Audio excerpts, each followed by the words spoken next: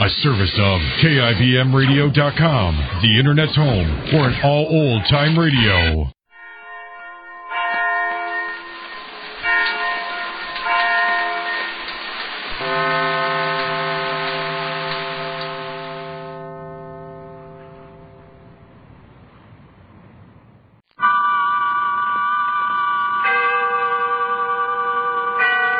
Autolite and its 98,000 dealers bring you Mr. Herbert Marshall in tonight's presentation of Suspense.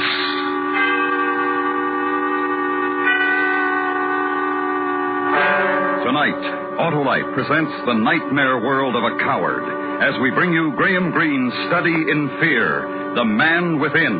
Our star, Mr. Herbert Marshall.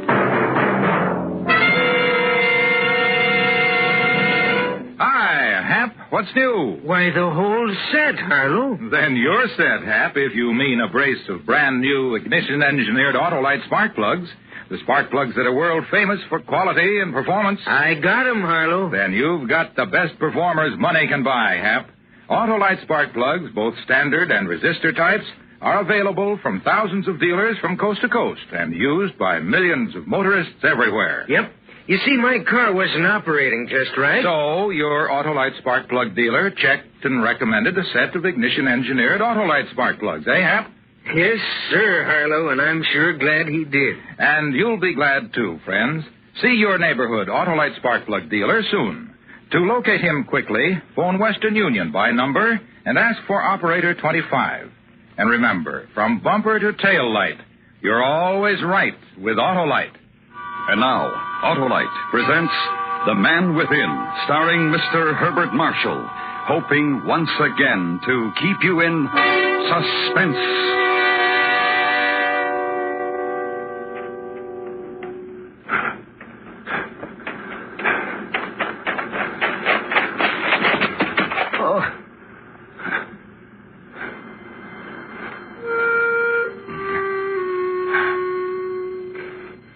After a while, after I lay there in the long grass, after the end to running for a while from death, night came, and with it, the fear.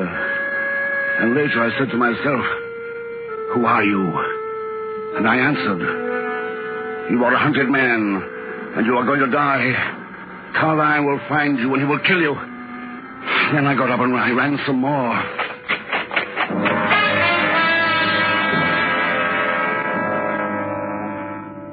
Then there was a house.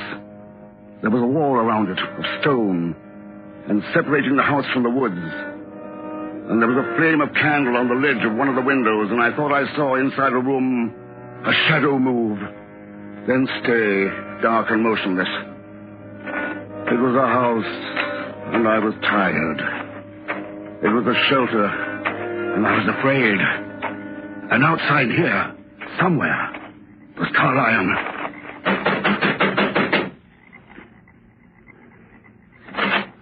Get away. I'll kill you. Please. I wouldn't be afraid to do it. I've learned to use this gun. I want a hiding place. I'm being followed. You can't stop here. You'd better go the way you came. But I can't. They'll get me. Look here, I'm on the side of the law. It's not the officers who are after me. Oh, don't you see? Back. You can't stay here. Now turn around and go out. When I get you, I'll teach you charity. I told you to... I'll teach you. Now I have it, miss, you see? It isn't loaded. No. Yes? But I wasn't going to kill you. I pointed it at the sky. You saw that. Yes. You're very frightened, aren't you? I don't want to die. Out there, a man named Carline.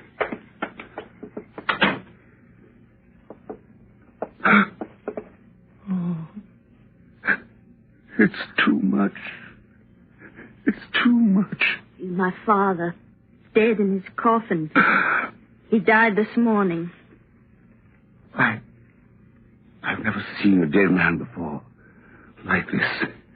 Face to face. Tomorrow morning the people will come, the villagers, and I will bury him. My father must be terribly alone now. And I am. You can stay if you like.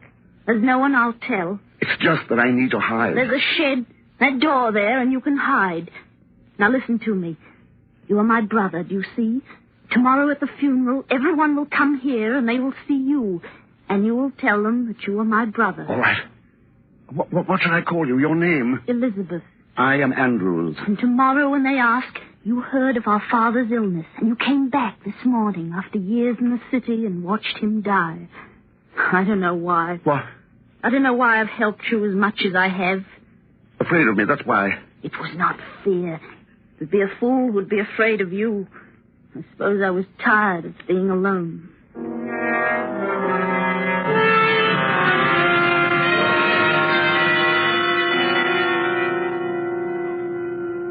Then she led me to a shed where I was to sleep. And then she went away from me to some upstairs room of the cottage. And in an instant, I slept.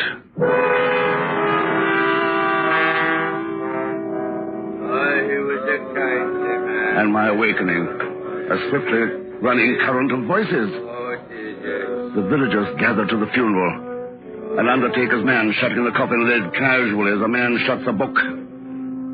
Then the nailing of it, with no air of finality. Then village men to carry it from the cottage, place it in a farm cart. And with dark Elizabeth beside me, Elizabeth, who was now sister to me, walk into a wall of white mist that melted before me, closed behind me, and our footsteps sounding no louder than the drip of misty rain that fell from trees and bushes along our road. Then reach the burying place, stand beside the dark Elizabeth in the misty graveyard, and be aware that yet, somewhere outside my mind, but ready to leap within the fear, the tempest of fear, the fear of Carlion. O holy and merciful Savior, thou most worthy Judge eternal, suffer us not at our last hour for any pains of death to fall from thee.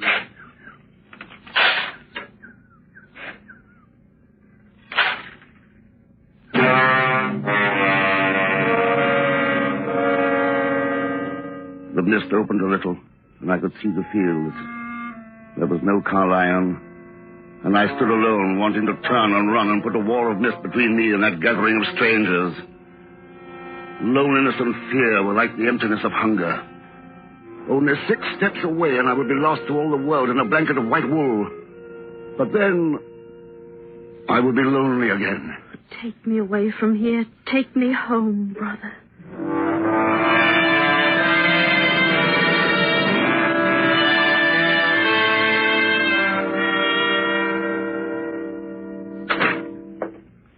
Food. Have you any food?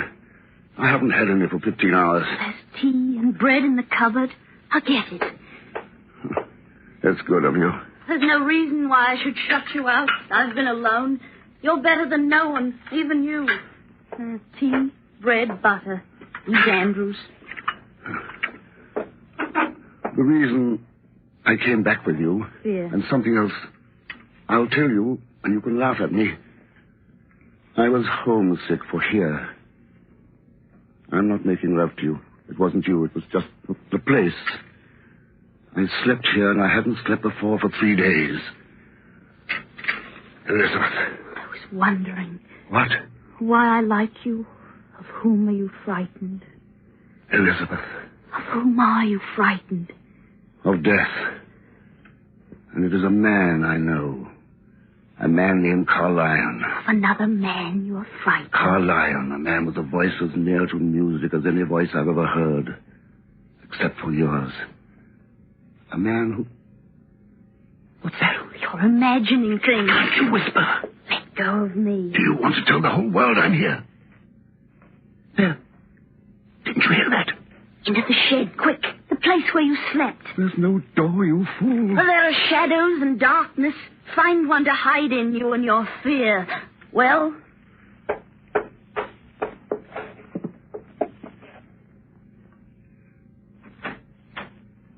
Forgive me. I'm completely lost in this part. Why didn't you knock? One can't be too careful around here. You're not alone? I'm alone. My brother's just gone out. He's not far. I can easily call to him if you don't go. You mustn't be afraid of me. Perhaps I know your brother. Is he a little over the middle height, slightly built, dark, with frightened, obstinate eyes? That's not my brother. He's short and squat and very strong.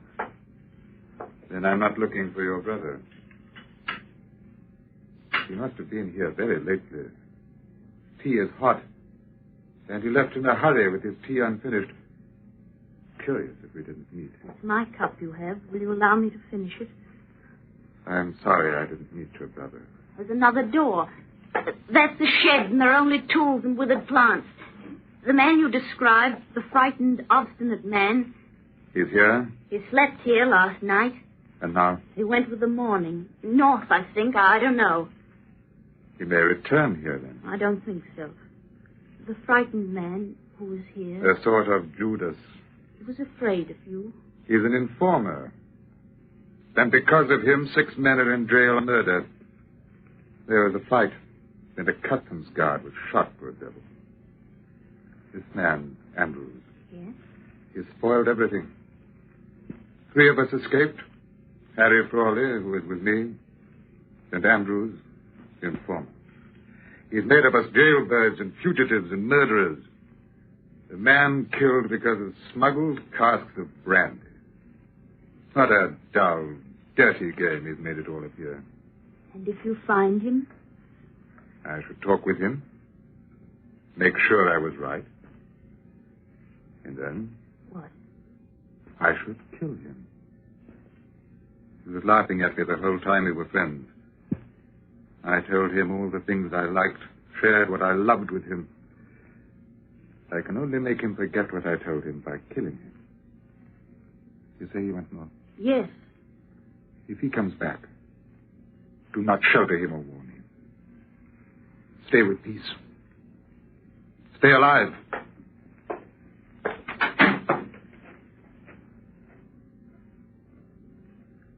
Andrews, he's gone. This knife.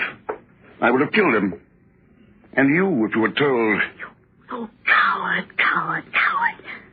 What he said, is it true? Yes. Coward and informer. You heard him. He would kill me. You informed. And whatever your reason, you were driven to the side of the law. Well, stay there. Go into the open. Bear witness against the men they've caught. Carlyle will kill me. Do you understand, do you? And then? What? I should kill him. He was laughing at me the whole time we were friends. I told him all the things I liked, shared what I loved with him. I can only make him forget what I told him by killing him. You say you want more? Yes. If he comes back, do not shelter him or warn him. Stay with peace. Stay alive.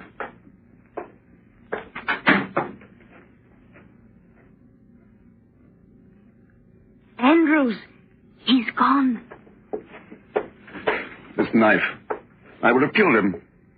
And you, if you were told. Oh, coward. What he said, is it true? Yes. Coward and informer. You heard him. He would kill me. You informed. And whatever your reason, you were driven to the side of the law. Well, stay there. Go into the open. Bear witness against the men they've caught. Carlyle will kill me. Do you understand, do you? Such a coward is cold. I want to stay. I want to live. The coward's hand on my cheek, and it is cold. Elizabeth. Let go of me. The fog is gone. The sky is quite clear, and I can see 6 stars. Because I want you to love me. And you will go to town and bear witness, testify at the trial. Tomorrow. A long walk to the town. You must sleep where you slept last night. Good night, Andrews.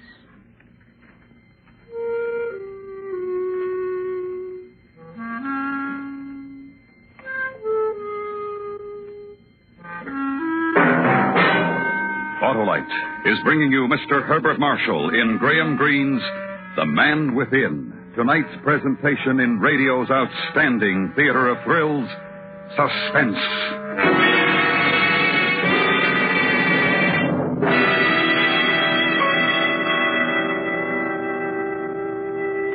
Say, Hap, what type of ignition-engineered Autolite spark plugs did you get? Why, the resistor type, Harlow. To hear you tell it, the resistor is just advance in spark plugs for automotive use in the past 20 years. My words exactly, Hap. That built-in Autolite resistor makes possible such outstanding advantages as double spark plug life, smoother engine performance, and quick starts. That's why I had 'em put in, Harlow. And it turns out you're right, and they're super right. And the Autolite resistor spark plug is only one of a complete line of world-famous Autolite spark plugs, ignition-engineered for every use. So, friends, visit your nearest Autolite spark plug dealer for a spark plug checkup soon. To quickly locate him, just phone Western Union by number and ask for Operator 25. And remember, from bumper to tail light, you're always right with Autolite. And now, Autolite brings back to our Hollywood soundstage mid-production of The Man Within, a tale well calculated to keep you in... And bring up more whiskey for the lad. No, I'd rather have food. Whiskey for the appetite. Now, Mr. Andrews, I must tell you, you're a very brave man. No, I'm not. A coward. She said so. Oh, who said such a ridiculous thing? Nobody. It doesn't matter. It's in the viewpoint. To me, you are brave. To come here to my rooms as you did. Because she told me to come. It seems... Yes? It seems that it is necessary I change somehow so that she can love me. To be a man. I see. I'll do my best for you. I've taken a room for you here at the inn. But I won't go back to her. You understand that? If she will love you now, then why? The fear. Carlyle is not caught. He will find me. After tomorrow, I must get away. You will have the whole of England to drop into. But I must tell you this. What? Forget smuggling when this is over. Act honestly in the future. Don't prate to me. Don't talk to me of honesty. You're not risking your life at this trial as I am. And don't you be impertinent. You're doing this to save your own skin, else you'd stand trial tomorrow like the rest. Drink your whiskey. Go to bed.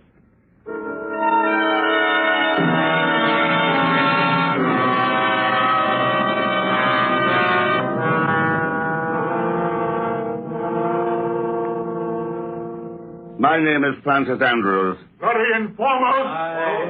Order in the court. Where were you on the night of February 10th? On board the ship, Good Chance. What were you doing there? I was engaged in smuggling. We better run a cargo that night, so as not to pay the duty. Tell the court what happened that night. I helped load the dinghy with the casks of brandy. Then I got in with them and helped row to shore. When they began to unload the cargo, I slipped away.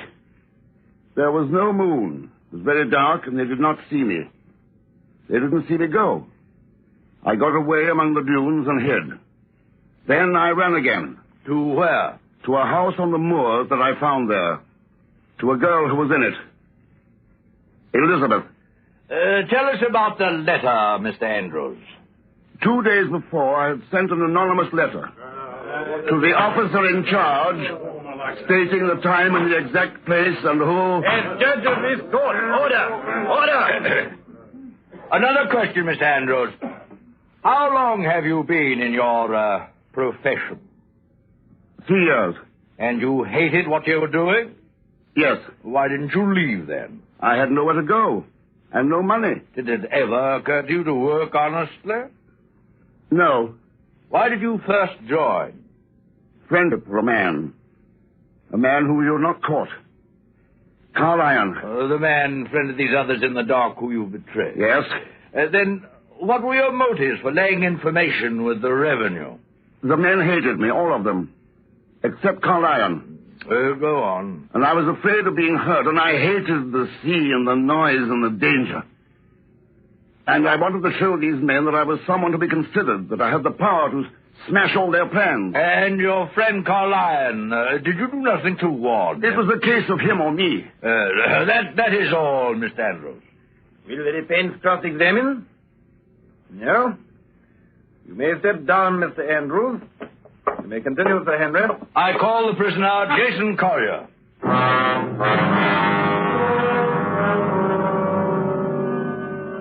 So he was called, Jason Collier, and sworn in. He refused to talk, as did the two who came after him. Instead, they looked at me, and each in his turn smiled. I could not understand why. And the courtroom became very hot, the faces blobs, and time became drone of voices, and but accused and denied. Accused again. Ebbed.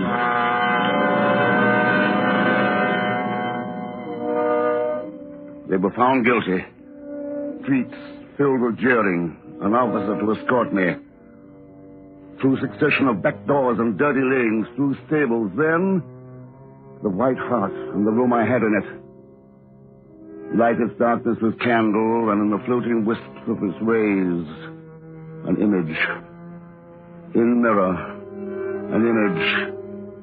Informer, brave, courageous informer. And the mirror shadow, coward, still coward, fear-ridden man, fear-sick man, because Carlion was free. Carlion alive. In Carlion's hands, still my death. Coward. And no love from Elizabeth for a coward. Room. Candle dancing with fear. Shadow drifting with fear. Andrews. So there you are. Harry Frawley. Knife says stay where you are unless you want to squeak to a new tune. There are officers in this hotel. What do you want, Harry? Why do you want to quarrel? I'm here to do you a service straight, I am. You're out. You ain't very grateful. Don't you want to hear my news? What news? You shouldn't have squealed. Not on the others. It was like your mother, you might say, when we was to see Putin baby. You were a squeaker, you were. You said you had news. Of Carlion. I've finished with him. Ah, but he ain't finished with you. Look. Don't interrupt, Squeaker. Now I've got the roll of it. It's like this. Carlion ain't finished with you. Nor with your ladybird. What do you mean? Your ladybird. The one at the cottage in the mists. Her. They'll call her. Elizabeth? Ah, Elizabeth. Pity. To shelter a squeaker and then to die. Pity. Carlion wouldn't do anything to her. I knew he wouldn't. You have to give it to her tomorrow or the next day. You're lying. It's a trap to get me to go back to her, so Carlion will catch me. But I won't. I won't go back, I tell you. Carlion would as soon kill you as look at her. But he says killing's too good for you. He says you ought to have some fun with you first. He says, Elizabeth. Tell him I'll not go back. Tell him it's no use laying that trap for me. Good. I've brought you Carlion's news, and we're quits. Ta-ta.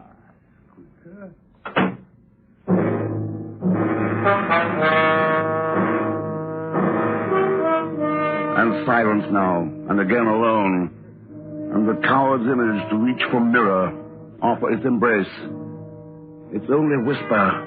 Why such a trap for a coward who's only repelled by danger? Carlion would not kill a woman. Carlion. Snuff a candle and its images. Leave the hotel. Walk with no fear of death, but a terror of life.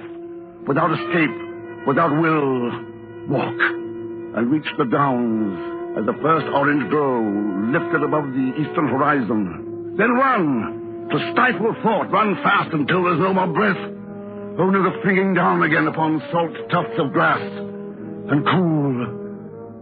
And silver sky touched now with green. Up and run again.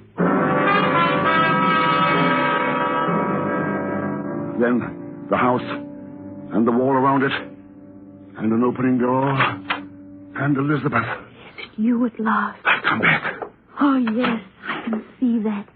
I get your tea. From that cup. That was the cup we both drank from. Not that one. I remember the one. It had a chip out of the rim. This one. Come. Bread, tea, here. Oh, tell me, what are you doing here? Has anything happened since I've been away? No, nothing ever happens here. The door was unbolted. Do you think that's safe? It was unbolted when you first came. I didn't want a less warm welcome for you when you came back. Laugh at me. You despise me. You know that I'm a coward. I betrayed you. How have you betrayed me? It came out in court that you sheltered me. In court? Were you there? I betrayed you. I told them you sheltered me. And now Carlyon means to punish you for it. He'll be here today or tomorrow. You're with me, and I have no fear. He will kill you and me. No. Fool, go from here. Go away. I love you, and I will stay here in this house where you came to me.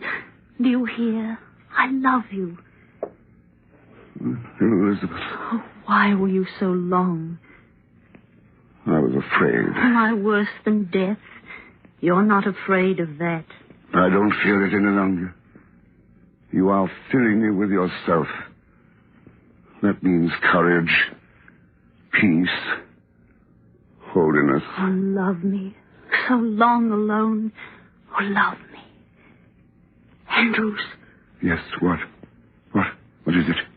Have you seen something? Oh, nothing. Only I remembered. We shall need water before tonight. We must go with a pail now before it's dangerous. To the well. The pail's in the corner there.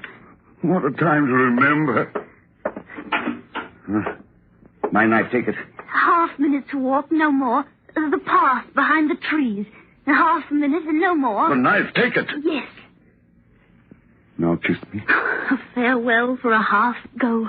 Now.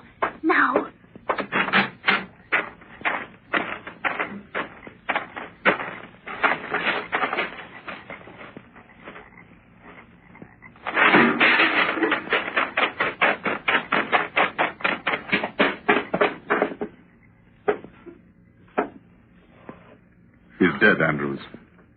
She meant the knife for me. She came for me and she stumbled, fell to the floor, and the knife pierced her. I'm sorry. Intensely, deeply sorry. She was fine. Finer than you or I. She knew you were here, and she sent me away. I wanted you, Andrews, not her. Not the death of that lovely girl. You, not her. With my knife. You will kill me, Andrews. You, the coward. You who brought death to what you loved. Because of her. Of Elizabeth. No more, Carlyle.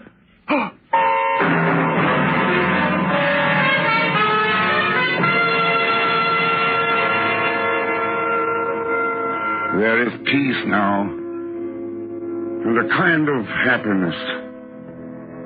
Carlyon is dead. Carlyon is knife. The knife that had tasted of Elizabeth.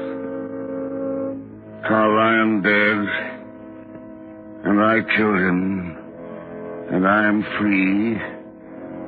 And the coward who whimpered in the darknesses of fear is a man who waits for the coming of the police, who waits in a cottage where fear is dead, and where love lies dead.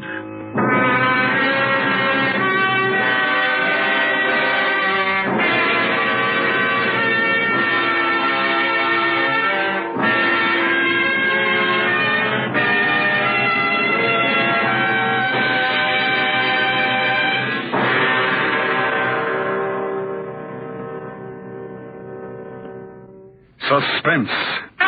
Presented by Autolite. Tonight's star, Mr. Herbert Marshall. This is Harlow Wilcox speaking for Autolite, world's largest independent manufacturer of automotive electrical equipment. Autolite is proud to serve the greatest names in the industry. They are members of the Autolite family, as well as are the 98,000 Autolite distributors and dealers in the United States and thousands more in Canada and throughout the world.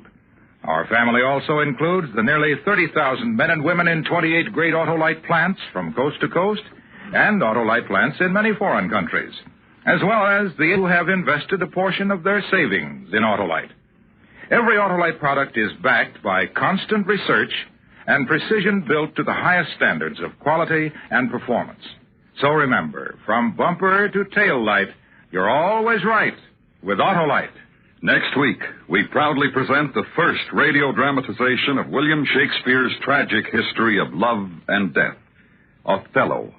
Our stars, Kathy Lewis, Richard Widmark, and Elliot Lewis. That's next week on Suspense. Suspense is produced and directed by Elliot Lewis, with music composed by Lucian Morowick and conducted by Lud Gluskin. Graham Greene's The Man Within was adapted for Suspense by Morton Fine and David Friedkin. In tonight's story...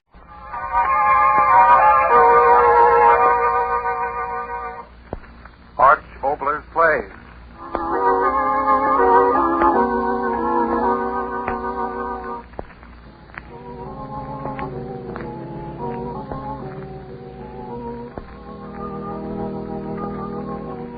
On the winds of the night, we bring you a story, whispered in the night.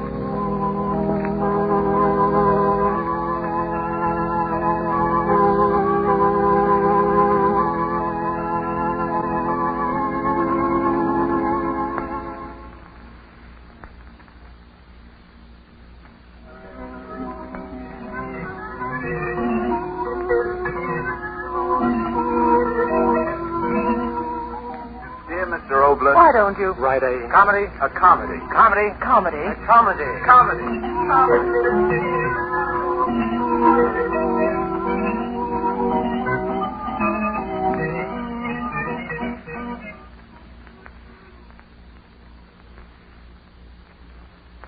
Oh, you do not mean it, senor. I do. It is a joke, senor. Not at all. But the money. Definitely not interested. But it is not sensible. That makes me in tune with the times. Senor Madison, I am a simple man. And I am a tired one. I know that when nations are at each other's throats, men of your peculiar talents are beyond price. So your price is $50,000. So, it is the money, eh? Senor Madison, we are a poor country. Now, wait a minute, Savannah, wait. Look, I'm a very tired man. I'll say it again in simple little words and try to understand, will you? I, Terence Madison, am through with wars, foreign and domestic. Comprende? But you are a fighting man, senor. You will live and die a fighting man. All I can do is repeat. I'm done, through, finished with fighting, foreign or domestic. And that, believe me, is that. Si, senor, I hear what you say, yet I cannot believe. Believe this, Savannah. You're as outdated as I am. Hmm? Yeah, outdated, outmoded. Like a bow and arrow against a machine gun battalion. But I do not understand. You're still promoting little 2-before Sunday to Monday revolutions down in that little peanut country of yours. You yell, "Hail to freedom." You fire off a couple of guns. You kick one Presidente out and put in a new one. You line your pocket. And in a few months, you do it all over again. Well, that's old-fashioned stuff, Savannah. You can't see them yet, but they're coming to put you out of business just the way they did to me. They? Who, senor? Who? The amateurs? Eh? Yeah, the amateurs. War used to be a job for professionals. We had certain rules of conduct, chivalry, international law, and all the rest. But now that's all over with. The amateurs are moving in, and I'm moving out. I do not know. Sure you don't know, so I'm telling you. War isn't war anymore. It's a gang fight. Shoot them in the back, knife them in the ribs. If they ask you what you're doing, tell them you're going to church. But, No, let me finish. To me, the excitement of promoting your little 2-bit revolutions was a game. A tough game, but a game because we played it with rules, with a kind of respect for the other fellows inside. We didn't use flamethrowers. We didn't machine gun the kids in the streets. The amateurs worked that stuff up, so if they're in, I'm out. They move into your country and they shove a knife in your heart and tell you it's for your own good. Pretty soon they'll start using poison gas on the kids and poison germs in the drinking water. Oh, begging your pardon for the interruption, sir, but it's almost 9 o'clock. Well, can't you see I'm busy? Can't you? Yes, sir, but it's almost 9 o'clock. Your appointment with the mayor. Huh? Oh, yes. Thanks, Merv. Senor Madison, all these things you have been saying, they mean nothing to me. I ask you one question. The opposition, they have bought you? Look, for all I know, you're the opposition. Then you will reconsider and join No, with of course not. I'm not joining anybody. I'm parking right here in New York and starting to enjoy life. Then Get it through your head, will you? For the last 10 years, I haven't had a week of rest and quiet.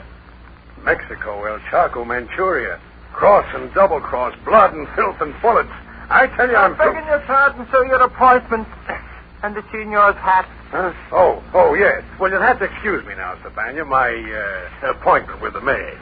You have made me, how you say it, a very confused man, Senor Madison. I do not understand you.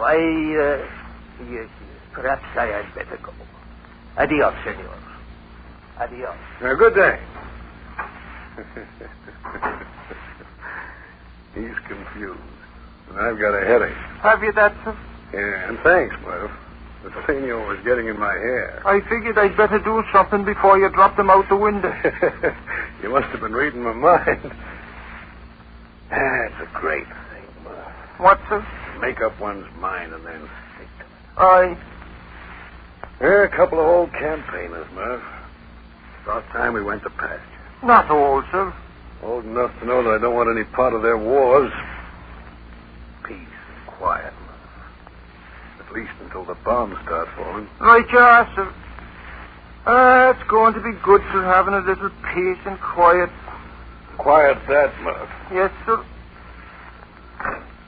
Hello? Who's this speaking? Never mind who I am. Who are you? Nice going, Murphy. No, Mr. Madison ain't giving interviews. Nice going again, Murphy. No, if you come up here, I'll throw you out. Bravo, Murphy. No, listen to me. All Mr. Madison authorizes me to say is that he's come back to America to rest, and that no matter who starts a war, he ain't in it. Goodbye. Murphy, old horse, remind me to give you my quad again. The trouble with the reporters in this town, sir, is that they don't believe you.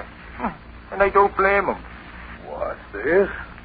What's this? Well, 5 times in the last 5 years you've announced you were through adventuring, and then Manchuria and all the rest of it. Well, you can't blame them for doubting you, sir. Murphy, I say it again, and this time I mean it. I'm through, done, finished with war.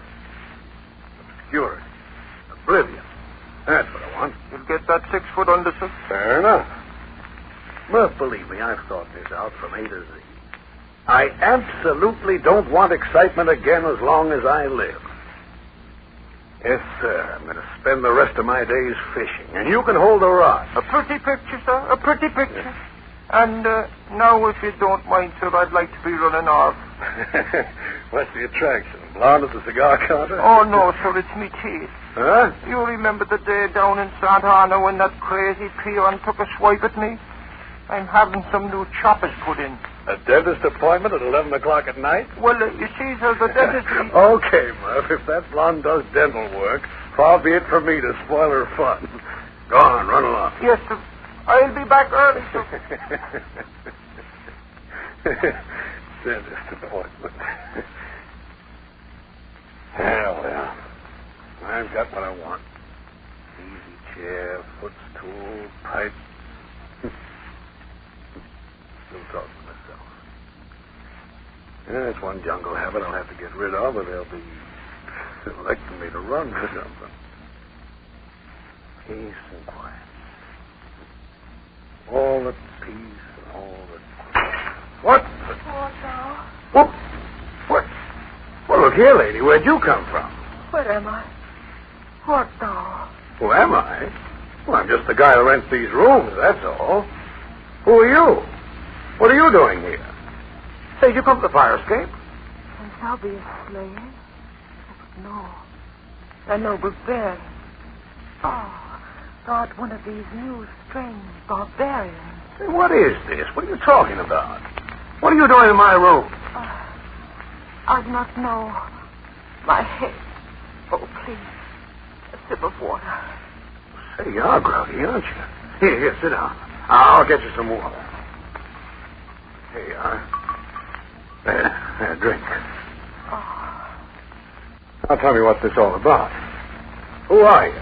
Where's the masquerade? Masquerade? It is a strange word. I know it now. I mean the outfit, the dress. What are you supposed to be dressed up like? One of those Greek goddesses? Greek? I'm not Greek. I'm a queen of Rome. Listen, lady, you may be the queen of the May for all I care, but what are you doing in my room at this time of night? How'd you get here? What do you want? Shelter, oh barbarian. I beg of thee, shelter. Shelter? Now, look here, beautiful. I don't know what your game or what your gag is, but please go away and let me read my book in peace. Thou speakest strangely, O barbarian, but thy face is kind. Please, I beg of thee, hide me from the Caesar's wrath. Listen, will you please quit the clowning and talk English? I do not understand. Oh, yes, you do. I mean those thys and thous and all that nonsense. Now, come on, beautiful. Tell me what this all about. Why those crazy clothes? What are you doing, sit on the bed? Please, I beg thee, listen. Sure. Do not set me forth into the night. His minions are all about me. Huh? They would strike me down even in their love for me. For Nero's word strikes fear into the heart of every man. Nero? What are you talking about? Who are you? Well, are you going to tell me your name and what you're doing here, or do I have to call for the house detective? My name is Olivia. Olivia what? And what are you doing here? What's the... Say, you're trembling. You really are afraid. Well, come on now, out with it. Talk sense. Who are you hiding from? My husband. Your husband? Oh, look here, lady. That's one kind of excitement I'm not looking for. Why don't you go find a nice policeman and tell him all your trouble? Thou speakest so strangely, barbarian. And yet, I pray thee do not send me for if thou dost, then I shall die this very night. Die? You mean your old man intends to murder you? I shall be killed this very night. The word has gone forth from Nero's lips. And Nero is a god. Nero? Was that your name? Olivia Nero? I was the Caesar's wife once. And now that the strange fire has come into his brain, he would kill me. And none would stand in Nero's way. Say, what is this? Listen, woman, talk sense and talk sense fast. Because in about 2 minutes, I'm going to reach for that phone and call the house detective. This is my room. I want peace and rest. No, I beseech thee, be not angry. I tell the truth. I swear by all the gods. Nero searches everywhere for me. It's all here. What? This door. Oh, save me, barbarian. He comes for me. I do not want What kind of a merry-go-round is this? I warn you, if you don't tell me what's what, in about 2 seconds, I'm going to... Oh. Yes. Huh? Oh, my God. Another one. Nero. So, my little Olivia, thou didst think thou couldst escape from the great Nero, eh? Say, who in the devil are you? What do you people think my room is, Times Square? Silence, barbarian, or I'll have thee thrown to the lions. Huh? Stand up, Olivia. No, I beg of thee. I say stand up. And I say shut up. Barbarian, soon thou shalt be a lighted torch hanging from my garden gate. And soon you're going to be wearing a couple of halos around your eyes. Now, look here, I'm a peaceable sort of fella, but you two are going a little too far. Eh? What is this, running around in sheep, talking like a couple of Shakespearean actors and driving me crazy? Who are you? What's this all about? I shall deal with you later, barbarian. But first there is you, Olivia. Thou art a simple thing, and yet thou art in my way to greater things. No, wouldst marry that painted wench of the street, Poppy? Silent, woman. No, I won't. Leave me, I tell thee. Stop it! Stop yelling! You want people to think I'm beating a what? Oh, listen here, you two. Silent, barbarian. Quickly, a cup of wine. Wine? What do you think this is? I have no wine. Then water, slave. Water. Look, this is a fine thing. Crazy goof ordering me around in my own room. I am His Highness Claudius Nero, Premier, head of the state religion, commander-in-chief of the forces, and empowered to act as tribune of the people. All right, smart Alec, keep on being cute. But let me tell you who I am. I'm Terence Henry Madison, seventh son of a seventh son, empowered by right of having paid the room rent on this place to throw you and this equally nutty woman right out on your masquerading ears. Now will you get out of here? The man is an idiot. He has ears which do not hear, and he speaks a strange tongue which I do not understand. Poor Olivia, thou hast found shelter with a madman. Why, you... Oh, what's the use? I give up. I come all the way to New York for a little peace, and I find you two nuts. Go ahead. I don't know what your game is, but go right ahead. If this is somebody's idea of a practical joke, I might as well sit down and enjoy myself. The man is mad. Olivia, come to me. Oh, no, great Caesar. Spare me. Come to me. Atta boy, assert yourself. Silence, Barbarian. Now then, my little one, why do you tremble and shrink from me? You would kill me. I would kill you. But is it not the duty of a true wife to do as her lord and master commands?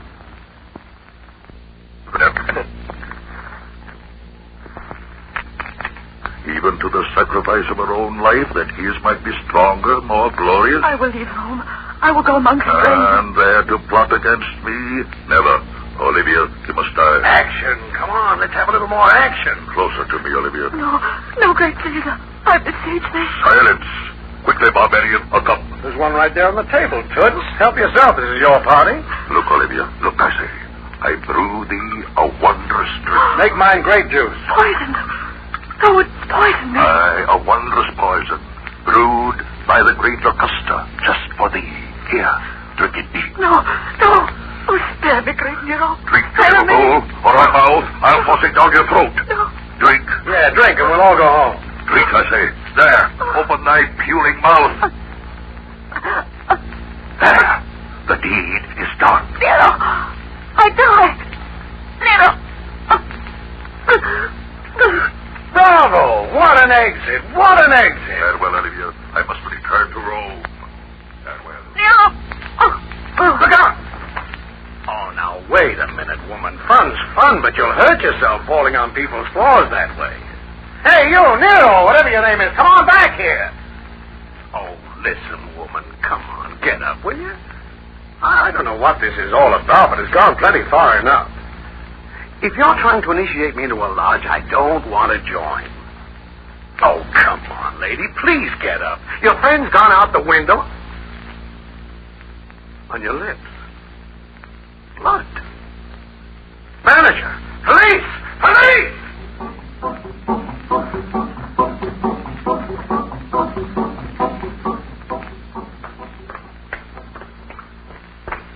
Hurry, man, hurry. That little woman's dying. Please, Mr. Madison, don't talk so loudly. The other guests... Oh, who cares about your other guests? Here, right in here. What? But the door's locked. Well, unlock it, Mr. Madison. Unlock it. I can't. I left my key inside. Well, I left my passkey in the desk. Well, come on, we'll break it down. No. Wait, don't. Here comes Malone. Malone, hurry up. Hey, what's going on here? What's the matter, boss? This mug making trouble? Don't be a fool, Malone. This gentleman, Mr. Madison. Oh, Madison. Oh, yeah, sure. I'm sorry, Mr. Madison. You see, I thought... Well, stop thinking and open that door. There's a woman dying in there. Dying? Don't stand there, you idiot. Open that door. Yeah, sure. I had a key here someplace. Hurry, Malone. Well, I'm doing the best I can. There now. What in the... Where is she? Ain't nobody here. She's gone. Gone? But you said her dame was dying. Well, she was right there on the floor. This guy is nuts. The only thing on the floor is a rug. Wait, the bedroom. Maybe she... No. Oh, there's nobody in here. Nobody. In fact, Mr. Madison, you might say that there's no one in the entire place other than ourselves. But I tell you, she was here. Right here on the floor. She drank the poison out of that glass there. Wait a minute. What glass? What? That glass. Listen, mister, if you see a glass in this room, I better get a pair of glasses. I tell you, there was a glass there. And a woman, too. Any pink elephants? Listen, you... No, please, Mr. Madison, don't get excited. Surely you must have been mistaken. Mistaken? Listen, I tell you, she was here, right on the floor, dying. And I thought they were fooling. They? Fooling? Who was fooling? Who are they? Talk up, Mr. Madison. Olivia, or whatever her name was. You know, Nero's wife. Nero's wife? Sure, I might have known it. He's one of those dips, who's it, you know? I tell you, I'm dead sober. A woman was poisoned in this room tonight, and heaven only knows where she's gone now. Just a second there, Mr. Madison. Who gave who poison? Yeah. Who gave who poison? I told you, Nero gave it to his wife. You mean the guy who fiddled while Rome was burning? All I know is he said his name was Nero, and he was the emperor of Rome. Oh, this guy is nuts. He must be. I'm not crazy. I know what I'm talking about. I saw it with my own eyes. All right, Mr. Madison, all right. Take it easy. Here. Have a chair. Yeah, Mr. Madison, you're all tired out. Come on, a nice soft chair. Cut it out! I'm not crazy! I tell you, I saw Nero right here in this room, and his wife, and he poisoned her, and I let him do it. She was dying, I tell you, dying.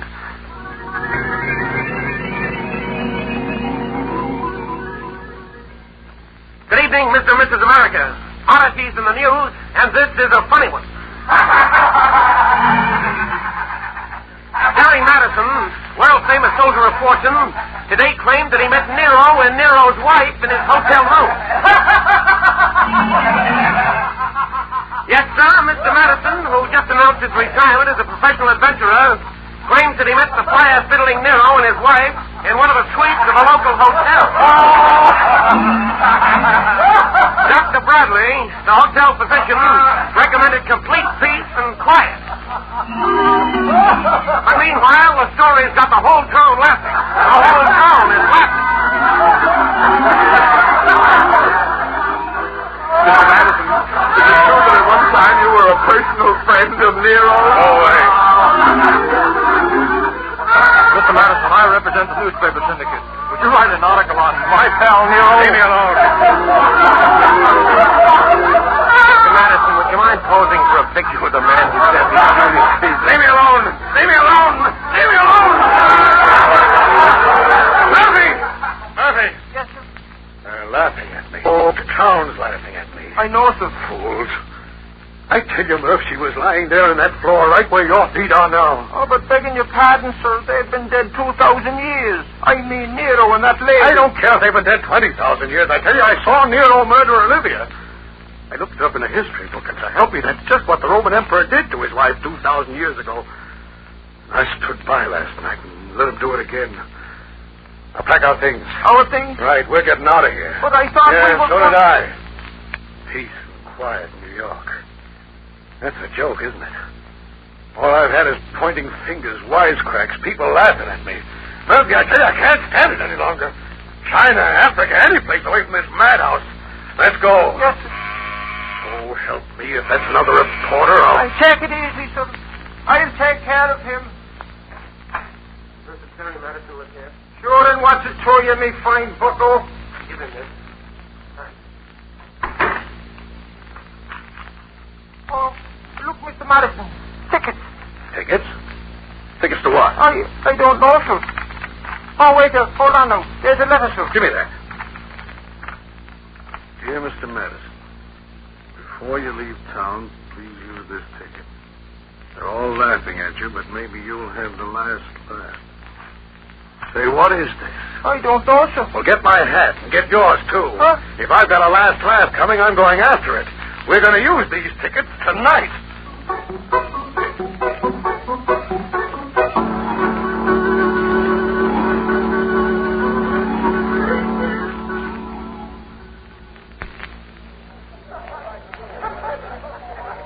This way, sir. Has the show started, Usher?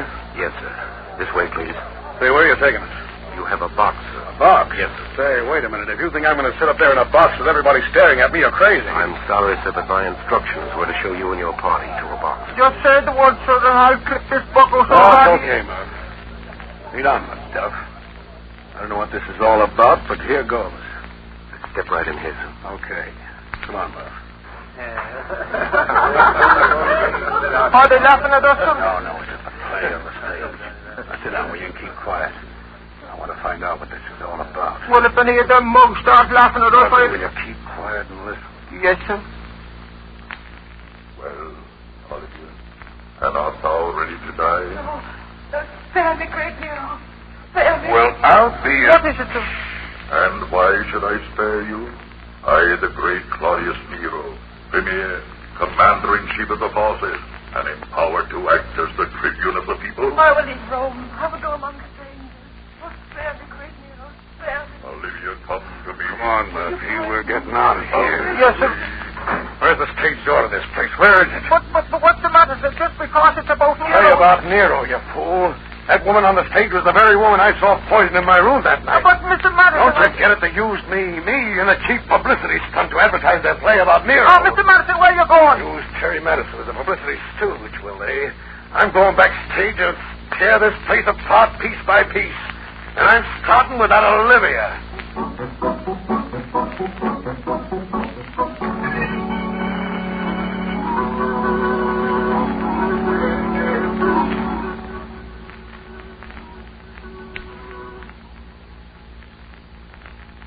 Miss Shannon's dressing room is that one there, sir. Okay, here you are. Thank you.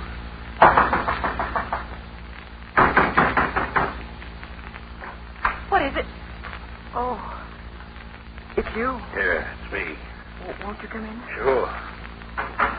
Now, how soon do you expect your husband back?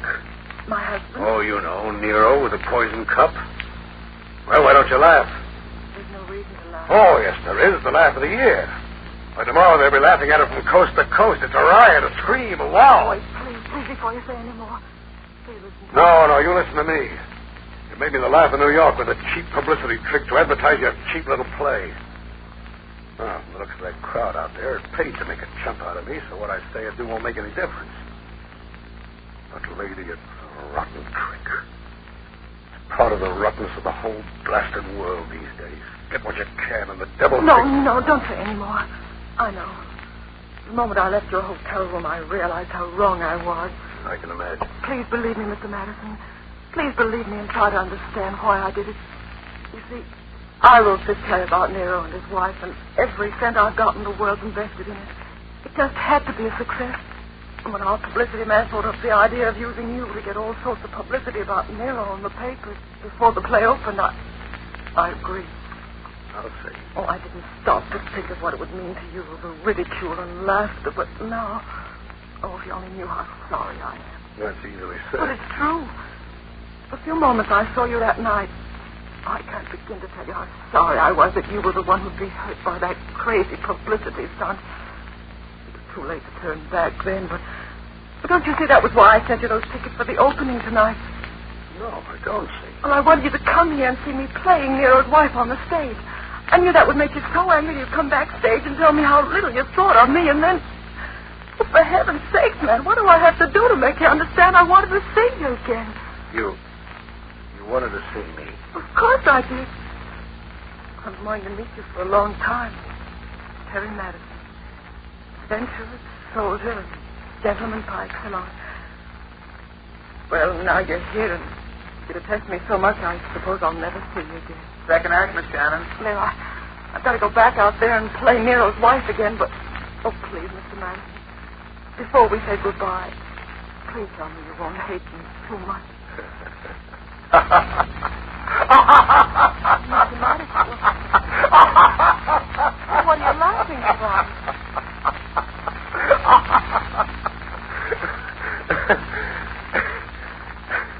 I just happened to remember the reason I came to New York. It was for peace and rest and quiet. Doesn't look as if I'm going to get much of that now. Why not? Because something tells me I'm going to be very busy from now on. Running around with Nero's wife.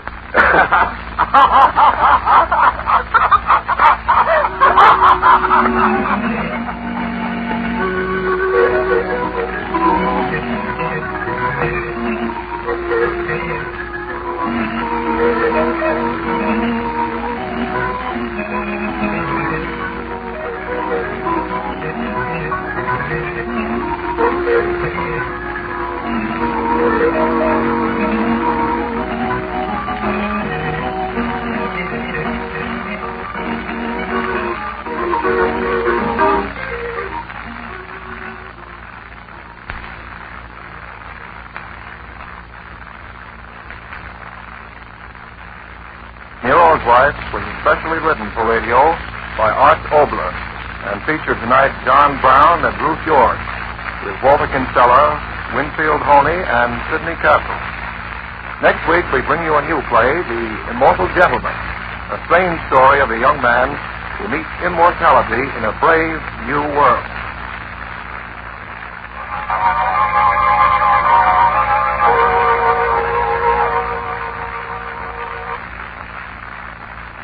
Art Oboler's play.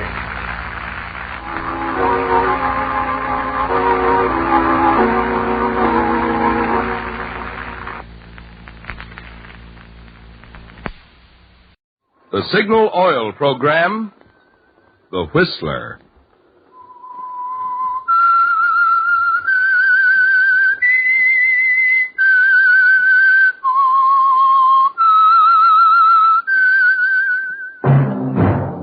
That whistle is your signal for the Signal Oil program, The Whistler.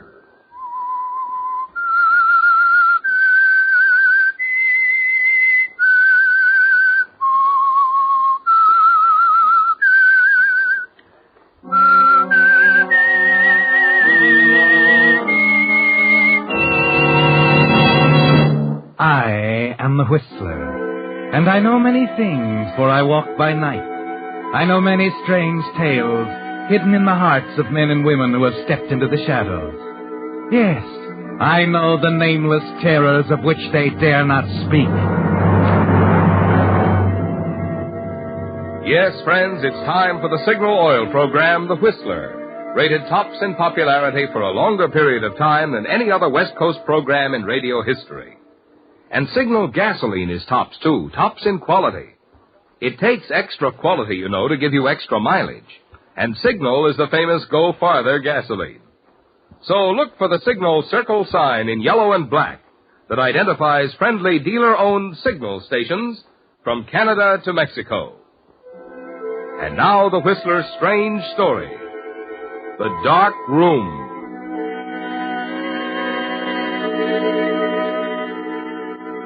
Moving around the crowded dance floor, holding Anne close to him, Stephen Lacey discovered that at last he was beginning to relax.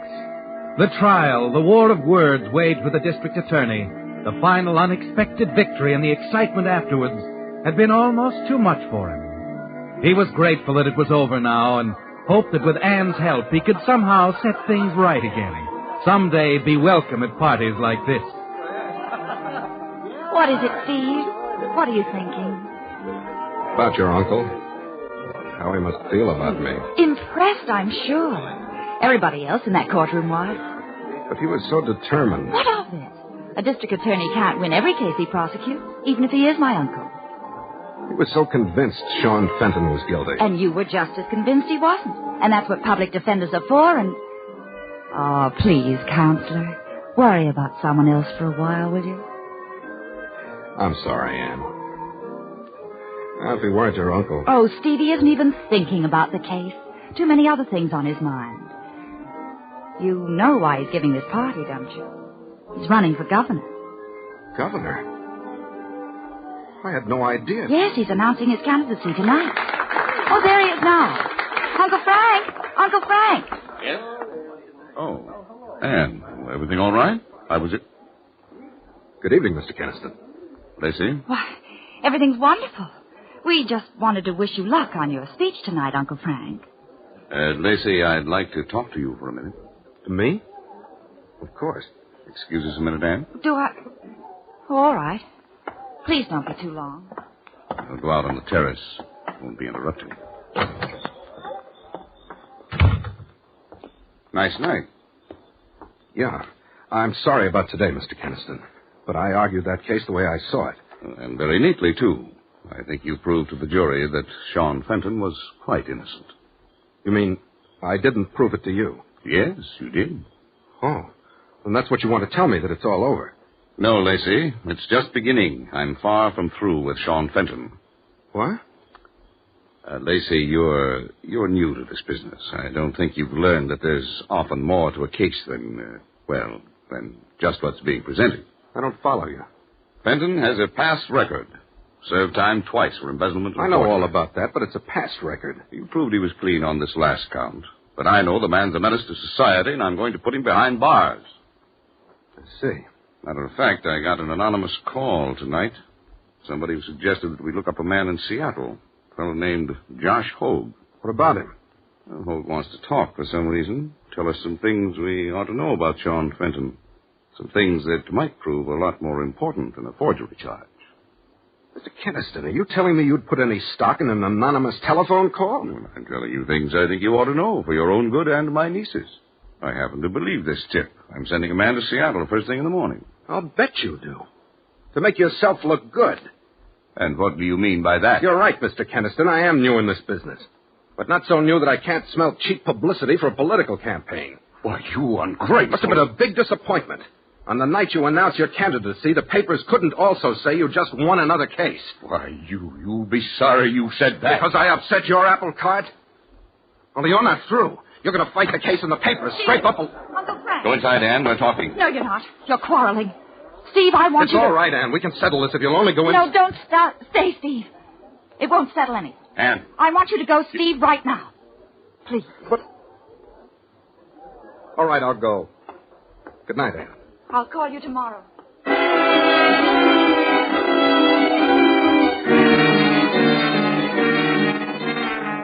You're trembling as you grab up your coat and leave the house, aren't you, Steve?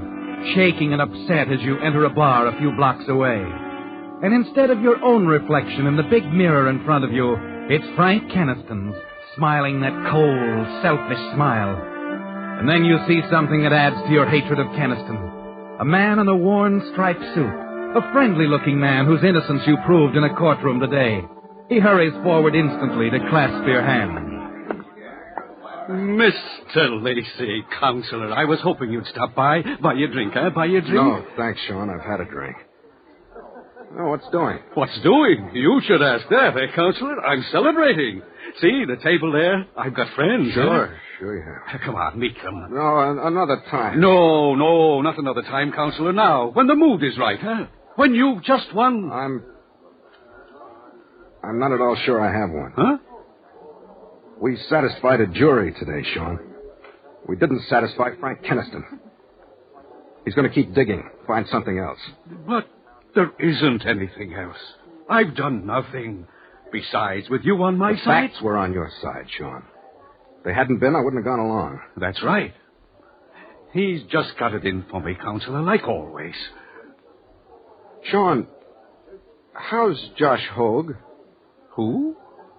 You've some friends in Seattle, haven't you? Seattle? No.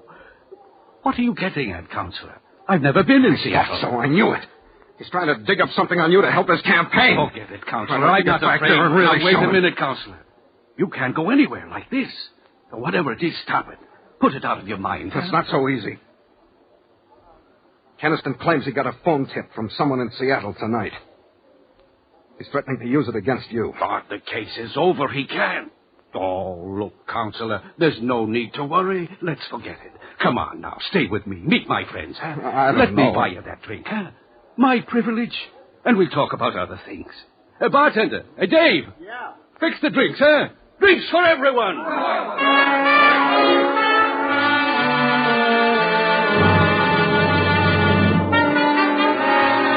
Come on, Counselor, drink up. Any friend of Sean's is a friend of mine. I'm buying, Counselor. Around again, bartender, around again.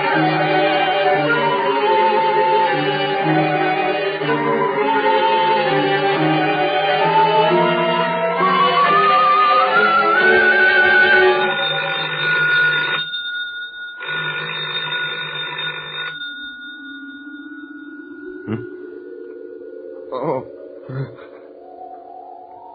I thought I heard a phone. Where? I'm home. How did I get home?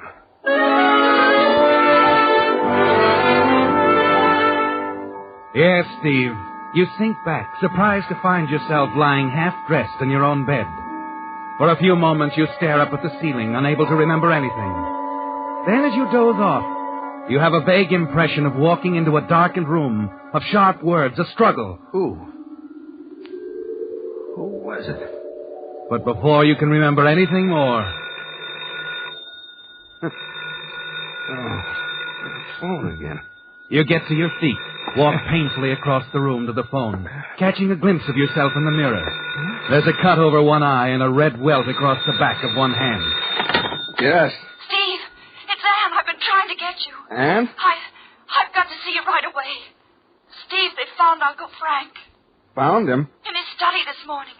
He was murdered sometime around 3 o'clock.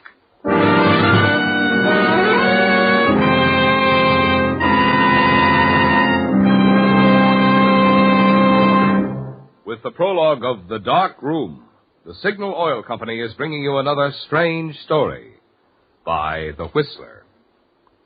But first, friends, a question. What gasoline is known as the Go Farther gasoline? Well, if you've lived out west any length of time, you know that Signal is known from Canada to Mexico as the Go Farther gasoline. Now, naturally, we're mighty proud of Signal's famous mileage.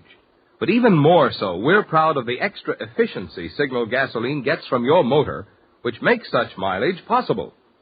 For when your motor runs more efficiently, you also enjoy quicker starting, faster pickup, and smoother knock-free power, the things which make driving more fun. That's why folks who want superior performance, as well as those who insist on mileage, are both switching to Signal. They've discovered that to get the tops in gasoline quality, there are just two things to remember. One, in gasoline, it takes extra quality to go farther.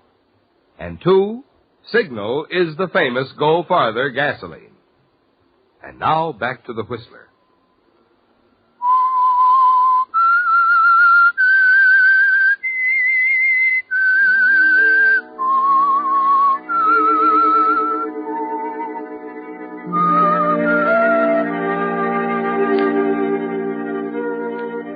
It's coming back to you, isn't it, Steve? As you stand at the telephone there, listening to Anne. You remember the quarrel with District Attorney Frank Keniston, the party with Sean and his friends, then awakening in your own room. And suddenly the terrible nightmare returns. Again you recall walking into that darkened room, and now it seems to be Frank Keniston's study and the man with whom you struggle. Steve! Steve, what's wrong, Steve? You hang up on Anne, abruptly, afraid to talk to her, to see her until you find out for sure. You do your best taking care of your cut face, the bruised hand, then dress and go downstairs to talk with Mrs. Everett, the apartment house manager. There are a few things you must know, Steve, answers you might have to have for the police. Why, yes, I heard you come in, Mr. Lacey, a little after midnight. Midnight? You're sure of the time? Oh, quite sure. You see, I'd been to a bar. Oh, I knew that, Mr. Lacey. You were not exactly quiet coming in. Well, I'm sorry. There was a little celebration after the trial. Oh, you don't have to apologize, Mr. Lacey. Nice to know you're human. You're so quiet and reserved. You're certain it was me that you heard, Mrs. Everett? Oh, yes. You woke me up, my apartment being right under the stairs here. Yes, I'm sorry. And then when you came down, I opened the door to see if you were all right. I came back down? Yes, and went out again. No. I didn't hear you come in the second time. You must have been feeling a little better. Mrs. Everett, did you actually see me going out? Oh, absolutely. You were wearing that checked overcoat of yours. Just going through the front door as I glanced out. My coat. Where is it? I must have left it someplace.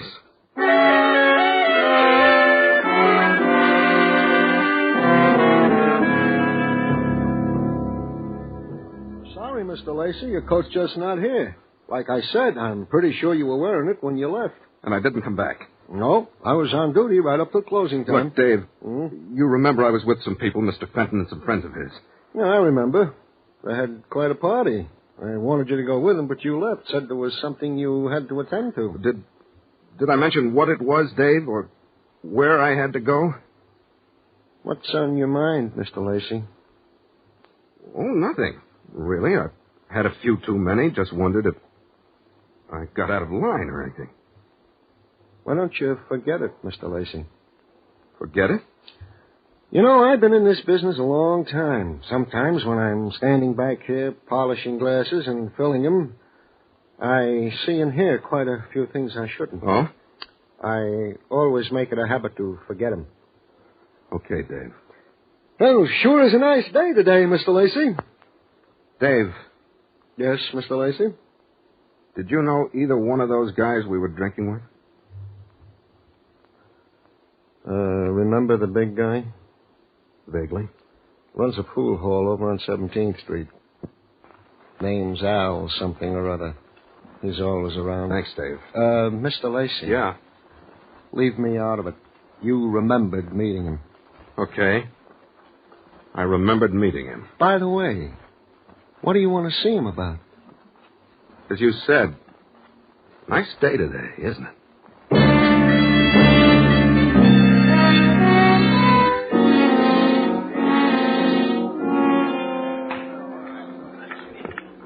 rack up, buddy? No, thanks. Al around? You got business with him? Yeah, we're old friends. You see him around? That's him. Back there, isn't it? Last table? Yeah. Al, somebody wants to see you. Send it back. Go ahead, buddy.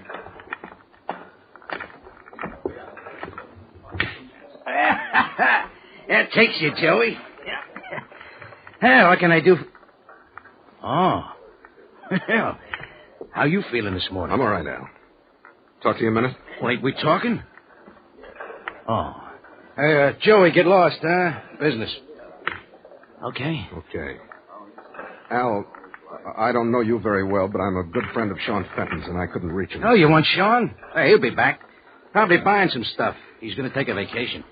Yeah, a friend of mine's getting his ticket. I don't have to talk to him particularly. Maybe you can help. Well, sure. I'm a little mixed up about last night, Al.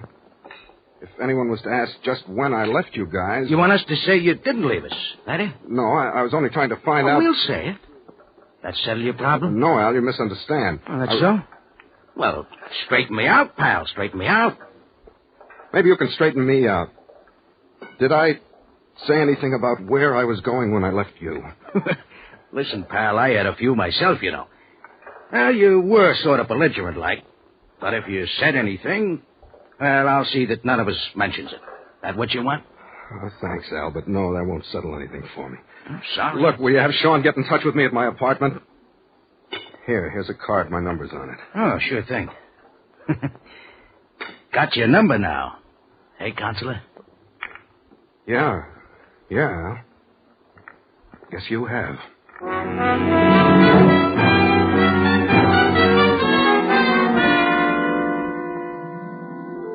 You find your overcoat, Mr. Lacey? No, Mrs. Everett. Sorry to trouble you again, but...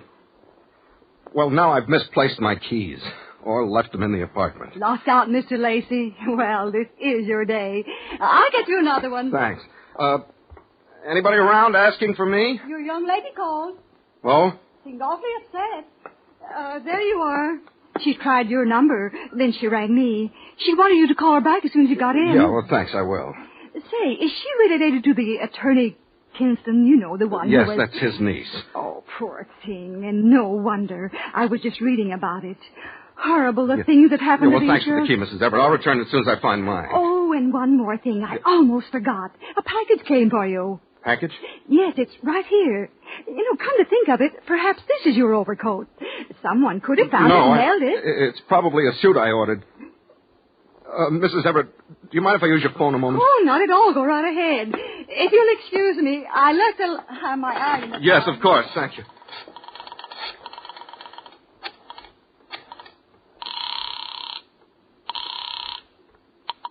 Hello? Anne? Steve, where have you been? I've been trying to get you. I know. Anne, I got the package. Your coat? And you did send it. Darling, Let me do the talking. There isn't much time. Somebody might hear. I want to meet you in about an hour. Drive your car out to the 27th Avenue entrance of North Park. When I drive by, follow me. We'll find someplace where we can talk. All right, Steve. I'll leave right away. No, I've got something to do first, and I might want to get in touch with you. Stay there until I call again. Yes. Anne. Yes, Steve? Don't talk to anyone until I've seen you. All right, darling. I understand.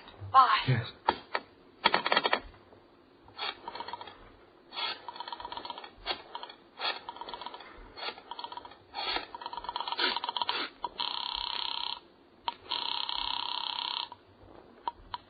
Fairview Hotel. Has Sean Fenton come in yet? Fenton? Yeah, he's back. Want him? No, I'll be right over.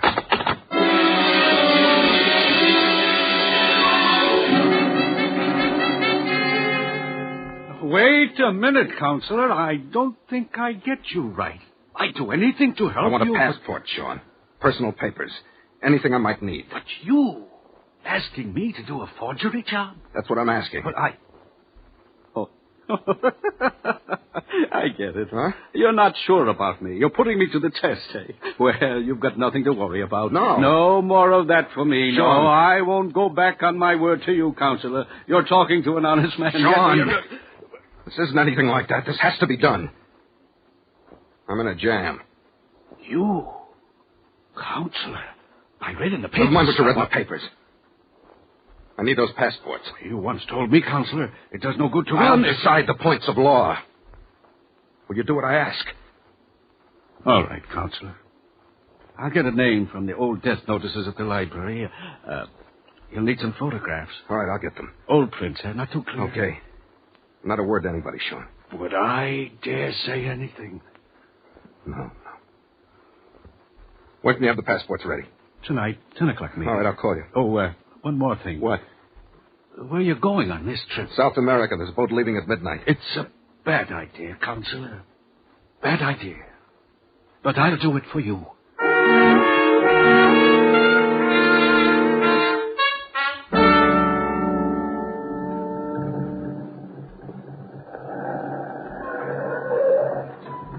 Anne, over here. Steve.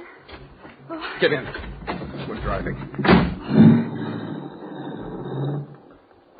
Oh, Steve. The coat. What about it? It was in the study. Right close to... Did you discover the body? No, one of the servants. They notified me. They hadn't seen the coat. I got it out of the room and hid it. Anne. Steve, I've got to know, did you... I don't remember anything. I did threaten to go back. You found my coat. What other answer is there? Oh, Steve, what are we going to do? We're not going to do anything. I'm going to take you back to your car, and you're going to forget this. Forget me. Forget it ever happened. I can't, Steve. You know that. I can't. It's bad enough that I'm in it. I can't let you. Oh, Steve. Steve, darling.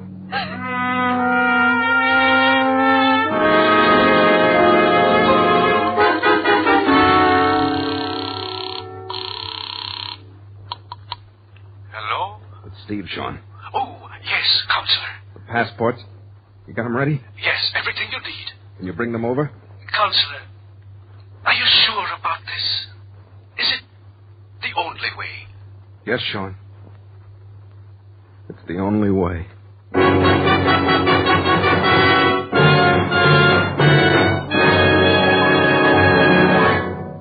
The Whistler will return in just a moment with a strange ending to tonight's story. Meantime, here's another reminder about the free safety service which signal dealers are featuring this month. I'm referring to the checkup without charge of your fan belt and radiator hose. You know, of course, the importance of a sound, properly adjusted fan belt. It keeps your cooling system operating efficiently and helps keep your battery up. Also, I don't have to warn you of the hazards of a leaky or weakened radiator hose.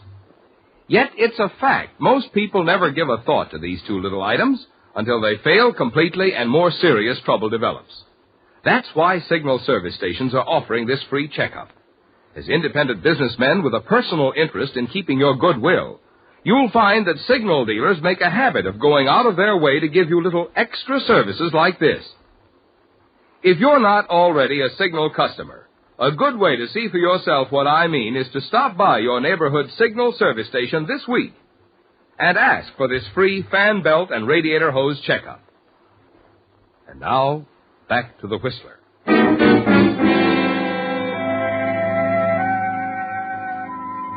It's over now, isn't it, Steve? The wondering, the waiting, the agony of doubt that began with that nightmare of a struggle in a darkened room. You're certain now that you did go back and kill the district attorney, Frank Kenniston. And though you've advised 100 clients against it, running away seems to be the only answer. Then as you wait for Sean Fenton to bring your forged passports, another terrible thought strikes you. Fenton is a witness, the only one who can link you with all that's happened. Your hand trembles as you reach into the desk drawer for your automatic, and then you reach up quickly and switch out the light. Come in.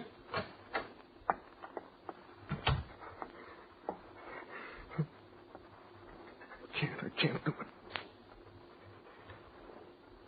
All right, Sean, you can put the passports on the table there. It isn't Sean, Steve. Anne!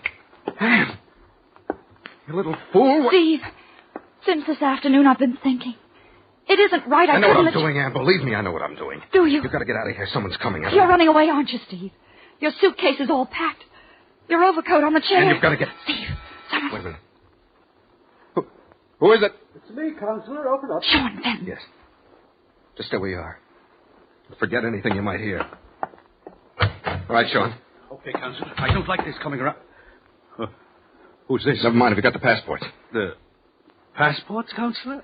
Well, look, I tell you, she's all right. Where are the papers? I got them here. They're pretty good. All right, let me see them under the light. Move my overcoat. Bring up that chair. All right, Counselor. What? Sean. What's the matter? I said to move my coat. Yeah. I'll move it. What? Wait. My keys.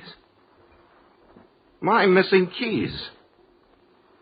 They fell out of the pocket. They were in my coat all the time. But, Steve, if they were in your coat, how did you get back in your room last night? I couldn't have without breaking down the door. And the landlady didn't hear me come back. Maybe I didn't go out again at all. Counsel, it's late. Wait. Wait a minute, Sean. Yes, Counselor? Where did you go after I left you last night? Why, I was with Al. I mean, after you left Al. Steve, do you think... You came here, Sean. Followed me home. You knocked me out and took my overcoat. It was you the landlady saw going out the door, not me. But would I steal your coat? Yes, you would. If you wanted to frame me. You knew I'd argued with Keniston. It was a perfect setup for a frame, wasn't it? You purposely left my coat in Keniston's study when you went back there to kill him. Steve! No, Counsel, you got me wrong. You won my case for me. I had no reason. You had every reason. That phone call from Seattle about Josh Hogue. It meant something, didn't it? You silenced Keniston before he could start an investigation, and after you had me out of the way, you were probably going after Hogue. What was it up there in Seattle, Sean? Another murder? No, I don't know anything about this Hogue. You're turning on me, Counselor, just like Kenneth. Steve, shall I get... No, I'll get it. Yes. Yes, he's here.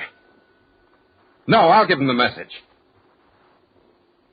Okay, thanks. Yes, I'll tell him. That was your friend, Al, Sean. He wanted me to tell you he managed to get those airplane tickets for your vacation in Seattle. No, don't move. Keniston was right about you from the beginning. He said you belong behind bars, and that's where you're going. Except that when your murder trial is over, it won't be for long, Sean. Not for very long.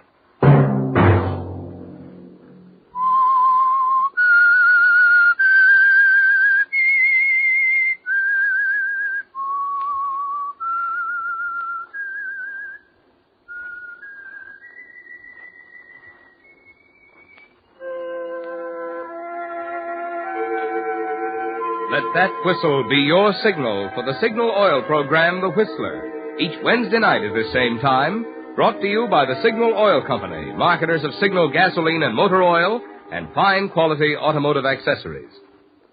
Signal has asked me to remind you, to get the most driving pleasure, drive at sensible speeds, be courteous, and obey traffic regulations. It may save a life, possibly your own.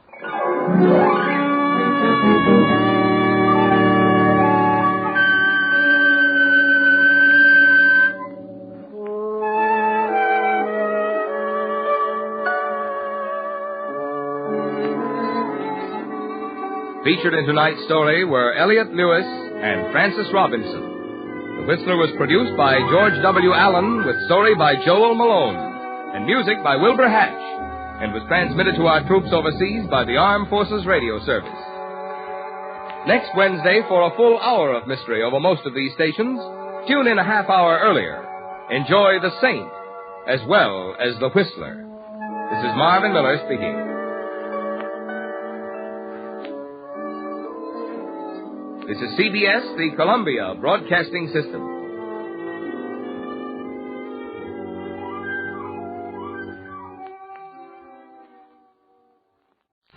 This is Orson Welles, speaking from London.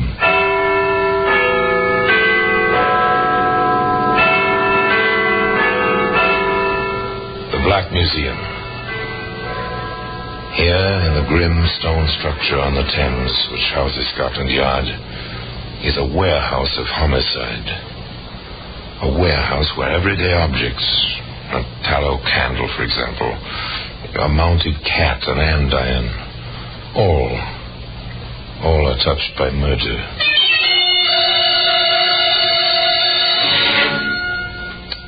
A bedsheet, a It's a familiar object. See them every night, except on rare occasions when you're roughing it. Linen is the usual material. Sometimes they're made of silk. This one is linen. It bears the imprint of the steamship Bengal Tower. May I make up your bed, Miss Parsons? Certainly, stewardess. We're on our way, aren't we? Yes, miss. That's the last we'll see of Cape Town. I'll just change your sheets, miss. Thank you. Fresh ones for the first night out. Today, that bed sheet can be seen in the Black Museum.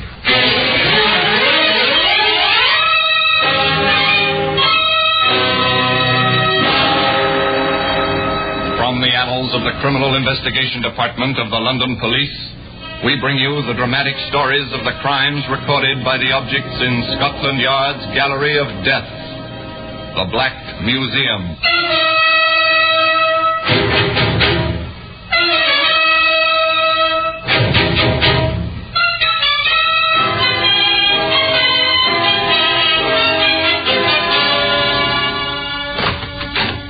Well, here we are, the Black Museum.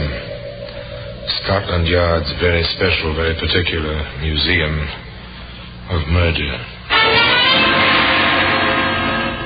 If you're a student of criminology, a student with some imagination, I don't think you'll be alone here in the Black Museum. Each small card, meant solely to identify crime and criminal, will bring to life for you a sinister ghost, and you'll walk here attended simultaneously by killer and killed. There's a long-necked chemist's flask. It was meant to hold life-giving medicine, but somebody intervened. There was acid in this flask. A few pellets dropped in, dissolved. The flask was smoky with lethal vapor. Sleeping man died.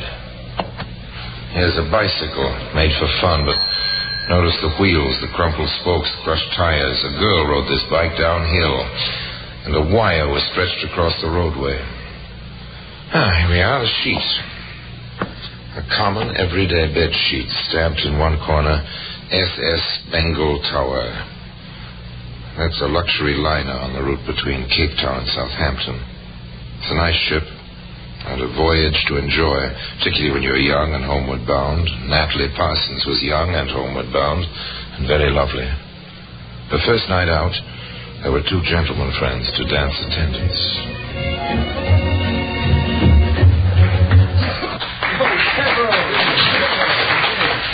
Thank you, Miss Parsons. You make even a lieutenant's life a pleasure. Why, Lieutenant, I thought the Navy was the life for a young man with adventure in his soul. Well, that's just a legend, but all legends come to an end. Just like the dancing tonight. Mr. Morrow holding the fort at our table all alone. Let's be nice to him, Lieutenant. I hear he knows the captain of our ship. The dancing was over in the main salon. The orchestra retired for the night. High above the brilliantly illuminated decks on the dim, binnacle-lighted bridge, Captain Booth had his own thoughts as he paced away his watch. Ought to be all right. Full passenger list, decent crew, engines in good shape, ship all squared away topside and below. You never know. That's the worry and the fascination of it. You never know. No, Captain. You never know, do you? You never know. But such thoughts are ridiculous. Look at the three people at that table near the bar in the first-class lounge. This minute, the Parsons girl. Actress, the passenger list says. The naval lieutenant. What was his name? Jeff Hennessy, that's it. And Noel Morrow. Past middle age, but quite distinguished. Heavy stockholder in the line which owns your Bengal Tower. Nice people having a fine time. And this, gentleman, concludes our performance for this evening. Oh, but it's early yet, Miss Parsons. Well, I'm not used to the sea air, Lieutenant. I'm tired, so I'm going to bed. And thank you both for a lovely first night at sea. May I see you to your cabin? Hold on, I claim that privilege. You dance with her all evening, son. Now it's my turn. Oh, don't fight, gentlemen. Well, not the first night out, anyway. I think we'll accede to Neros' wish tonight, Jeff. He has some basis to his claim, you know. There you are, young fellow. Well, I surrender. There's plenty of time to Southampton, and lots of moonlight. He has plenty of time for fun and enjoyment and even playing at love. as the great ship knifes through the tropic seas northward, homeward bound. So Noel Morrow walks Natalie Parsons to her cabin and returns to the bar for a nightcap with Lieutenant Jeff Hennessy. To Natalie, a nice girl. I'll drink to that. A fine talent, I hear. Yes, I saw in a play in Johannesburg, Three-Cornered Moon. Huh? Very amusing. That's so. I never heard of it. Still, I'm glad I heard of Natalie Parsons. Nice girl. Good looking, too. Yes, all of that and more. Well, here's to a pleasant voyage. Two gentlemen converse over whiskey and soda, and then repair to their respective quarters and fall asleep. 2 a.m. 4 bells. On the bridge, the watch is changing. First officer reporting relieving, sir. Thank you, Mr. Forsyth. We're making 15 knots, course 348. All quiet below. Thank you, sir. I took the liberty of checking before I came topside. The watchmen are reading their stations, sir. Stewards and stewardesses turn in, sir. Very well, mister. Take over. Carry on. North-northeast, roughly is the course. The ship moves on. The captain goes to his cabin. First Officer Forsyth and the quartermaster stand to on the bridge. All quiet. Below on B deck, the watchman makes his rounds.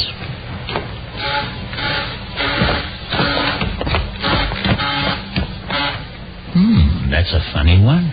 B-24 ringing for steward and stewardess both. We'll have a look.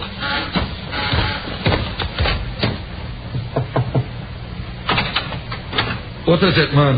Is something wrong, sir? Nothing's wrong, why? Both your buzzers are ringing, sir. For your steward and stewardess both. There must be a mistake. Everything here is fine. The watchman is puzzled. He goes back. The buzzers have stopped.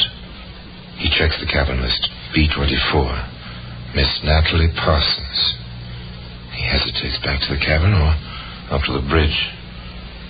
Was it a mistake he chose the bridge? What is it, Peter? B-24, the ladies' cabin. Single occupied, Mr. Forsyth. Is it now? Buzzers was ringing. I answered.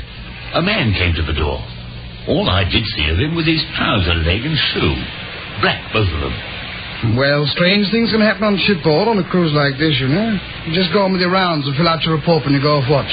Yes, sir. Very well, sir. In a few moments, I'll go below and check. I want to make sure. Meet me at B-24 at 5 bells. Aye, sir. Thank you, sir. Strange things do happen on shipboard. Even without tropic seas and a voyage home, quite strange things. 5 bells. 2:30.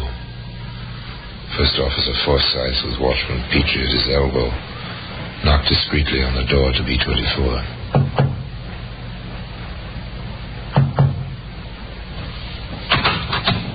Unlocked, is it? Careless. So it seems, sir. Swing your torch in here, Petrie. Aye, sir. Nobody here. Cabin's empty. All right, Petrie. Make your report. I'll enter this on the log. We'll let it go at that. Girls will be girls, Petrie. Trust you haven't forgotten them. Discreet fellow, that first officer, but then he'd had plenty of cruise experience. He noted the matter in the log. After all, he had left the bridge for a few moments. And that was all. Now, it happens that one of the duties of the first officer is to call the roll at boat drill. You know how that goes. The bells clang all over the ship. The passengers joke as they reach for life bells dusty with disuse and scramble to the boat deck at the stations noted on their cabin doors. And after a bit, the first officer comes around and checks the roll. Yes, I know. I quite agree. Answer to your names, please, ladies and gentlemen. This is a boat station for cabins B-18 to B-45. All passengers and crew assigned here will answer. Mr. Ainsworth? Here. Alan Birch? Here, sir. Miss Lawrence? Here. Mr. Leary? Present. Nancy Meadows? Yes, sir.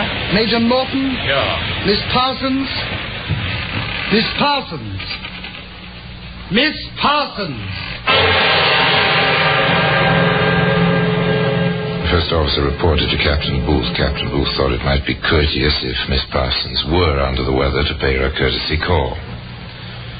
Captain knocked.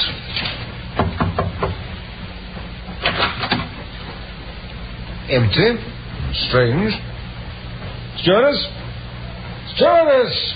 Yes, sir? You wanted me, Captain? I do. You see Miss Parsons this morning? No, sir, I haven't. It's a little queer, rather. How so? Well, she wasn't at boat drill either, sir. Her night things are missing. You laid them out last night, did you? Yes, sir. Pretty things, too. Just right for her. But Not a sign of them this morning, and stains all over the sheet. How's that? Where? Here, sir. Sort of red and a few black ones, sir. Streaks like. I see. Just a moment. There are times when I'm glad first-class cabins have telephones. This is the captain speaking. I want Dr. Stout in B24 at once. Thank you. You don't think something's happened, do you, sir? She's such a nice girl. That's what everyone says. Funny goings-on in here last night. Watchman's report, a log. Notice anything else peculiar here this morning, stewardess? Well, yes, sir. When I came in to straighten up, first off, I noticed the porthole, sir. Swinging open it was all by itself. I fastened it before anything, sir. Yes, that's right. You called for me, Captain? Yes, Doctor. Take a look at the stains on that sheet, will you? Right.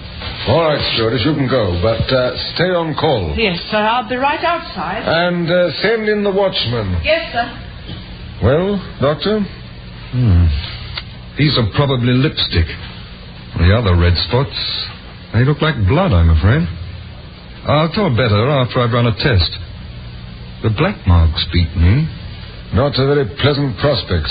Blood on the sheet and an open porthole. Watchman Petrie, Captain. Ah, yes, don't go, Doctor.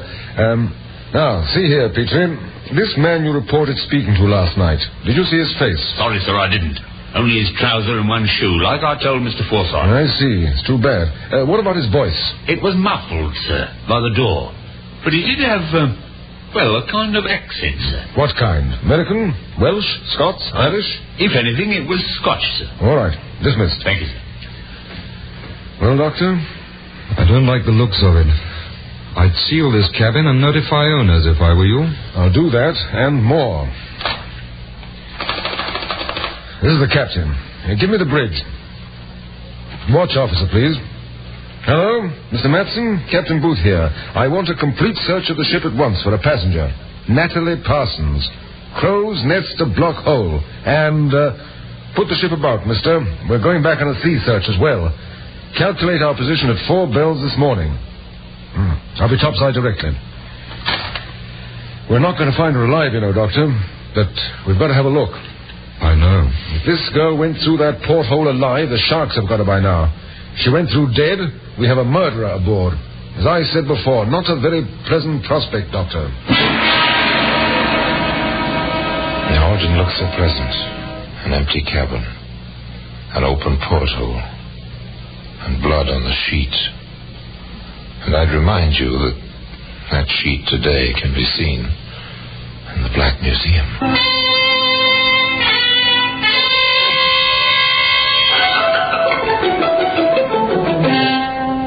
Do you gentlemen have anything to add? Have you, gentlemen? Neither of them did. But in Southampton, the Criminal Investigation Department did have a few items to add. All right, Hobson. What's the report on this Parsons girl? Well, exactly what she said she was, Inspector. Actress. Mm-hmm. Apparently quite well accepted in Joburg. Plenty of men at the stage door, so to speak. Age, 25. Never a touch of scandal. 2 points. Yeah? She was in the Army Intelligence during the war. Had languages. Good actress. Quite a help. Well, possibly in Secret Service nowadays. No, I called the special branch on that. Positively no. She's back in civil life completely. Oh, well, that's a possible theory down the drain. Yes, sir. Well, you had 2 points, Sergeant. Yes, sir. The other is, she said she left Joburg for a theatre job here. Well, there's no sign of it, sir. No manager in England has signed her, though some of them knew the name. Oh, we'll keep after that. Oh, how about the passenger and crew list? Anyone familiar? No, not a criminal record in the lot. And we've checked all 368 of them. All right, Sergeant. Well, keep after that theatre job angle. Meanwhile, alert the technicians and the harbour police. We'll be going aboard that ship before the pilot takes her over. The ship with a sealed cabin drew nearer to home. Somehow the festive quality of a voyage home was missing. Tension settled over the Bengal Tower from the bridge to the boiler room. At long, long last, the anchor dropped into Southampton water. The passengers gathered to watch for the pilot boat. That's no pilot boat, is it, Halsey? Police launch. I expected as much. Honey, you dance with a girl, you know her for 8-10 hours out of your life. She stays with you.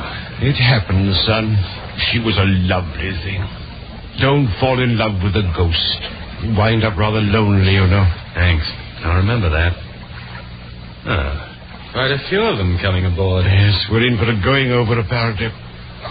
The captain spoke to the passengers and crew of the public address system.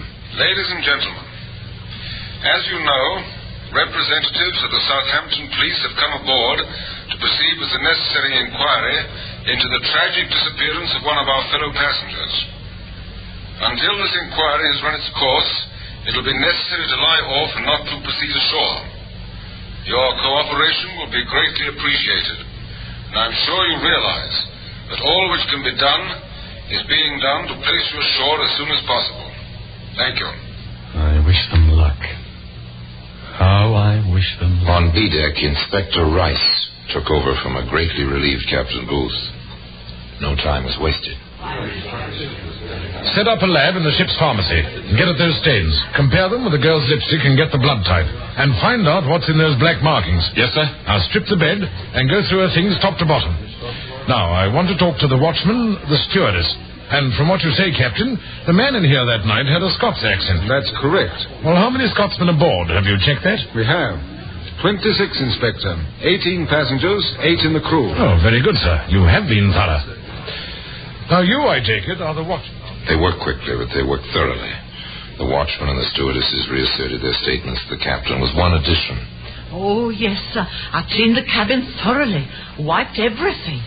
That was too bad. No chance now for fingerprints. In the improvised laboratory in the ship's pharmacy, they did better. The lipstick stains match the lipstick in her luggage exactly, sir. The blood type on that spotted sheet? Type O, sir. The girl's army record gives the same type. Meanwhile, information arrived from ashore. She had a job waiting for her, Inspector, at the Abbey Theatre in Dublin, sir. And then the police chemist came up with a long-awaited answer. The black streaks on the sheet, sir. Lamp black wax and petroleum oil. That's shoe polish. But there's a trace of silver polish mixed in, sir. Ah, now we've got something, Hobson. Yes, sir, but what? Well, who'd get silver polish on his boots aboard ship, Sergeant? Well, it's a weird combination, sir. A ship steward, Hobson. A steward with a Scots accent. Now, let's see the captain, shall we?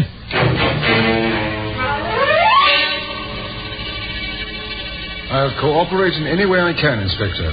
But even if it is one of my men, there's not a thing to tie any of them to the incident. Well, sir, I have an idea.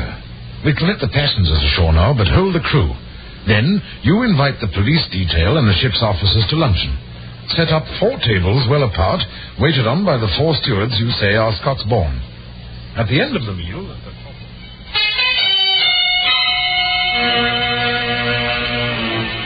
Thank you, steward. I will have some more coffee. Now, as I was saying, gentlemen, it's practically over. That one fingerprint on the glass of the porthole will hang the man. No question about it.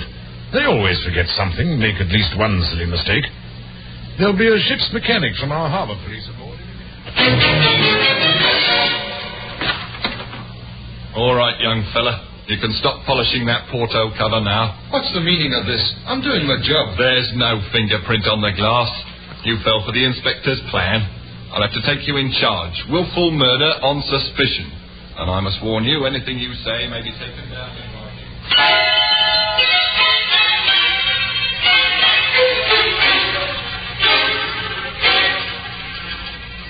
They smoked him out all right, but he refused to give in without a struggle. It was interesting to watch his mind work as they questioned him.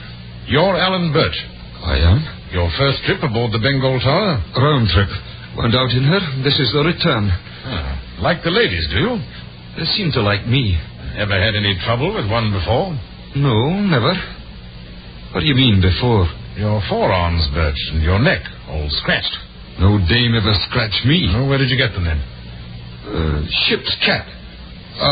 I tried to pet her. She let me have it. It won't wash, Birch.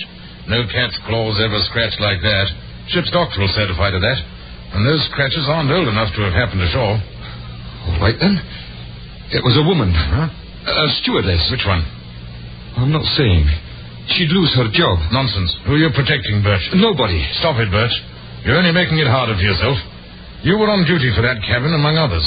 She rang. From the watchman's story, the buzzer was stuck. But you didn't realize it until he knocked on the door and spoke to you. You went to B24, forced your way in, attacked the girl, and when she resisted, you killed her and pushed her through that porthole. Wasn't that the way it was, Birch? I never attacked nobody. We say you did. There's blood on the sheet. Her blood. We'll find it on your clothes, too. I never attacked her. We had a date. After she ditched the two jokers she was dancing and drinking with. Be careful what you say, Birch. It's all being taken down and may be used in evidence. I'm telling the truth. I didn't kill her. I was waiting in the cabin like she said. When she came in, she changed her mind or something. She tried to push me out. I don't take that from no woman. I grabbed her. She fell against me. She was foaming at the mouth in a sort of fit. She collapsed. I put her on the bed, tried to give her artificial respiration. That's how the black got on the sheet, maybe. Yeah, probably. Go on, Bert. When that fool Petrie came to the door, I lost my head. She looked dead. I didn't know what. I locked the door. I couldn't find no heartbeat. Nothing. I figured Petrie would report to the bridge. I picked her up and pushed her out of the porthole. Why did you decide to tell this tale, Bert? Because you'd pin it on me anyway. I know coppers. So better than have yous cook it up, you got it my way. I didn't kill nobody here. I didn't kill nobody. Stanley Birch had told his story. Not a very good story. For there, in contradiction, was the testimony and evidence, including that blood-stained bedsheet, which you can see today in the Black Museum. Stuart Birch was a ladies' man. There was no doubt about that after the evidence was in. The jury had little doubt either. They convicted Mr. Birch of first-degree murder, despite his protestations, and despite the fact that for the first time in 200 years, a jury had been given a homicide case without a corpus delicti. This was a major aspect of the case, a very interesting one, I think. And further, just after the conviction, the House of Commons suspended the death penalty in England. As for Stuart Birch, you'll find him spending the rest of his natural life in Dartmoor prison. And as for the spotted bedsheet, it remains in its customary place in Scotland Yard, in the Black Museum. And now, until we meet next time, the same place, I tell you another story about the Black Museum. I remain, as always, obediently yours.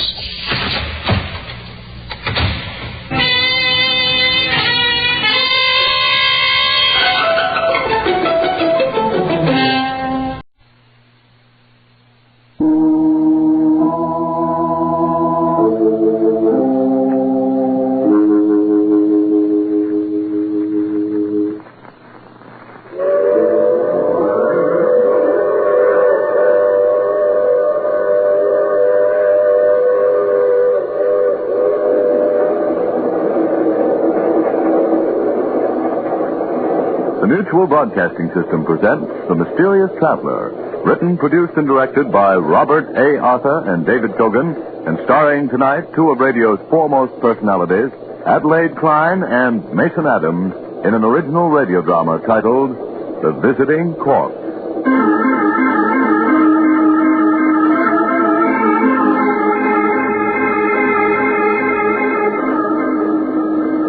This is The Mysterious Traveler, inviting you to join me on another journey into the realm of the strange and the terrifying. I hope you will enjoy the trip, that it will thrill you a little and chill you a little.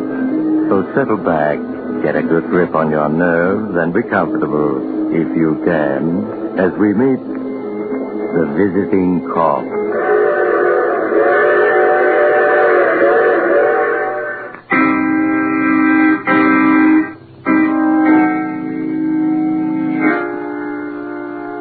Our story begins late one night in the modest suburban home of Albert Jordan. Albert, a mild-looking man in his early 30s, is tossing restlessly in his sleep. Now and then he moans and speaks as if having a nightmare. No, leave me alone. I don't want to hear anymore. Leave me alone. Pull the wool over my eyes, Albert Jordan. No. I'm onto your way. No. Think my only child was foolish enough to elope with you. Poor Louise. There were so many men eager to marry her, and she had to be tricked into marriage by you. Oh, leave me alone. Leave me alone. Darling, wake up. What is it? What? Oh, Louise. You were having a nightmare, dear. You don't want to wake Mother up. She needs a good night's sleep for a trip home tomorrow. Yes, the trip. We mustn't let her miss her train. We mustn't, do you hear? Albert, whatever in the world is wrong with you? Nothing. Only I wish you were already tomorrow, and she were gone.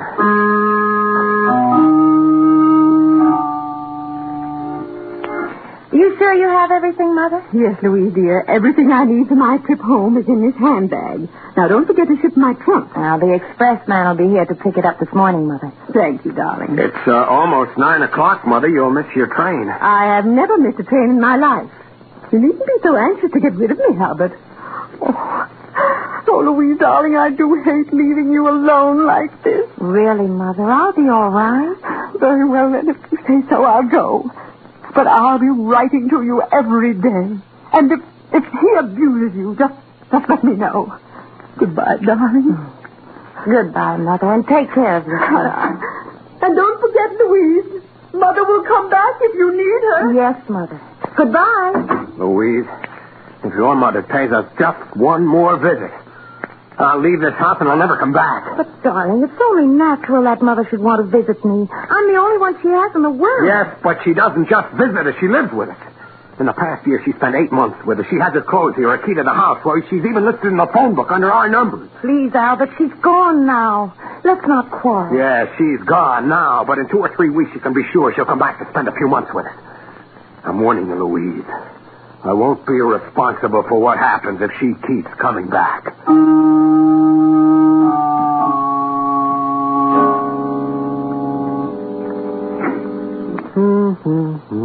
Now, let me see. Send off the trunk. Well, that's one job I can enjoy doing.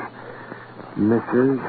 Heather Roden, 125 River Road, Ferndale, Pennsylvania. Oh, that won't be necessary, Albert. What? My trunk can remain here. Mother, but you want to catch your train. I've changed my mind about going. I won't leave my little girl alone.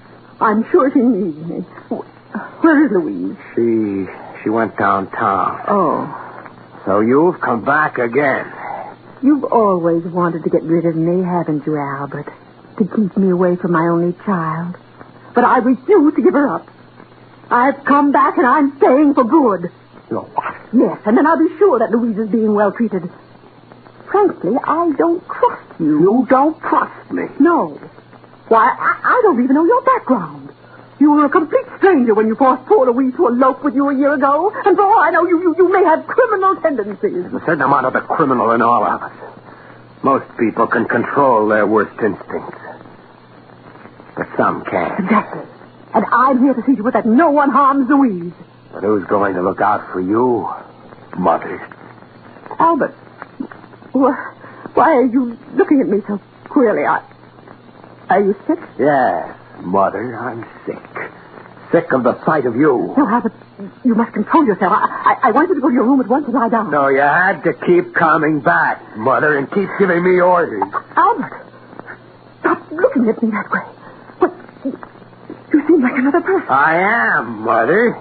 You wouldn't let what was decent in me live, and now you must take the consequences. Albert, stay away from me. Don't you dare come near me. You would keep coming back, Mother, when you came back just once too often. Don't touch me, Albert, don't. You should have taken that train, Mother. But at least now I know you won't be coming back. You won't come back ever again. You won't. You won't. I didn't want to kill you, but you made me. I've got to get rid of her. They'll catch me. The trunk. Yes, it's large enough. The TV's here in her handbag. Even in death, you're a problem, Mother, but you won't be for long. There. Now I'll just pack this clothing around you tightly. That does it.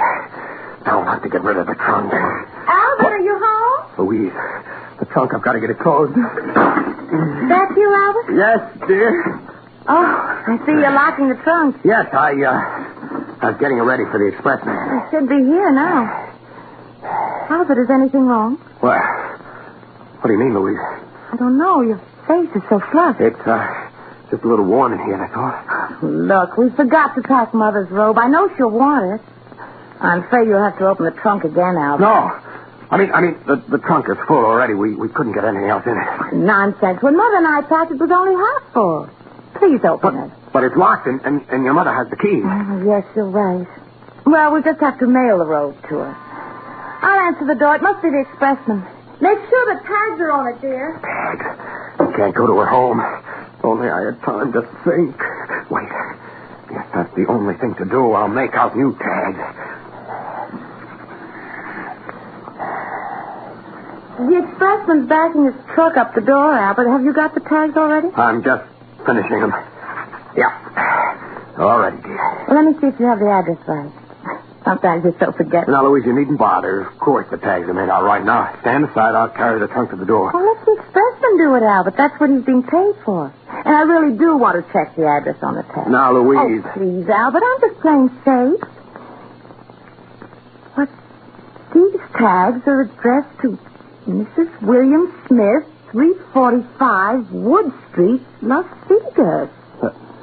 They are? They certainly are. What were you thinking of? I don't know, Louise. But I'll change them. You just go on and let me tend to it. Indeed, I will not. You let the expressman in, and I'll tend to the tag. If I left it to you, Mother's trunk would probably go heaven knows where and never be found again.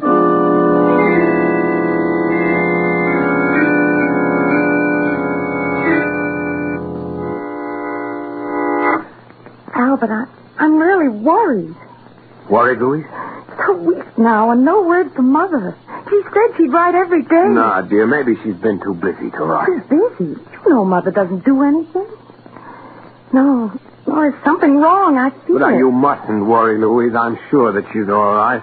Oh, I'll answer. I'll come with you. Maybe it's a special delivery letter from Mother. Good morning. I got a trunk for you folks. That's Mother's trunk. What is it? You've always wanted to get rid of me, Albert. To keep me away from my only child. But I refuse to give her up. I've come back, Albert. And I'm staying for good. No. What'd you say, Albert? Hey? Nothing. Lady, the trunk. Oh, bring it in, won't you, please? Okay. There you are. I don't understand. Why should Mother send her trunk back to us? Would you mind signing for Mr. Jordan? Yes, all right. Here you are. Thanks. Bye. Albert, I can't understand why Mother shipped her trunk back to us, and without even writing a word about it. Well, I'm going to put an end to this guessing. What are you going to do? I'm calling Mother. Hello, operator. I want to put through a call to Ferndale, Pennsylvania. The number's 223. Yes, that's right. My number's Riverdale 7745. Thank you. Why bother phoning, Louise? I'm sure there's a letter on the way. I've waited long enough for one. Albert, why do you keep staring at the trunk so? What? Oh, was I? What's wrong with you, Albert? This past week you've been so jumpy. Oh, hello? Hello, Sarah. This is Louise calling. How are you? Oh, I'm fine, thank you. Is my mother there? What? Are you sure? So that's why you shipped the trunk back? No, thank you, Sarah. Albert, Sarah says that Mother never arrived home. She hasn't been there this past week. Was Sarah the one who shipped the trunk back? Yes. She thought Mother decided to stay with us longer and need her clothes. Albert, where can she be? Oh, Louise, I'm sure that she's all right. All right. She's been missing a week. How could she be? I'm going to call the police.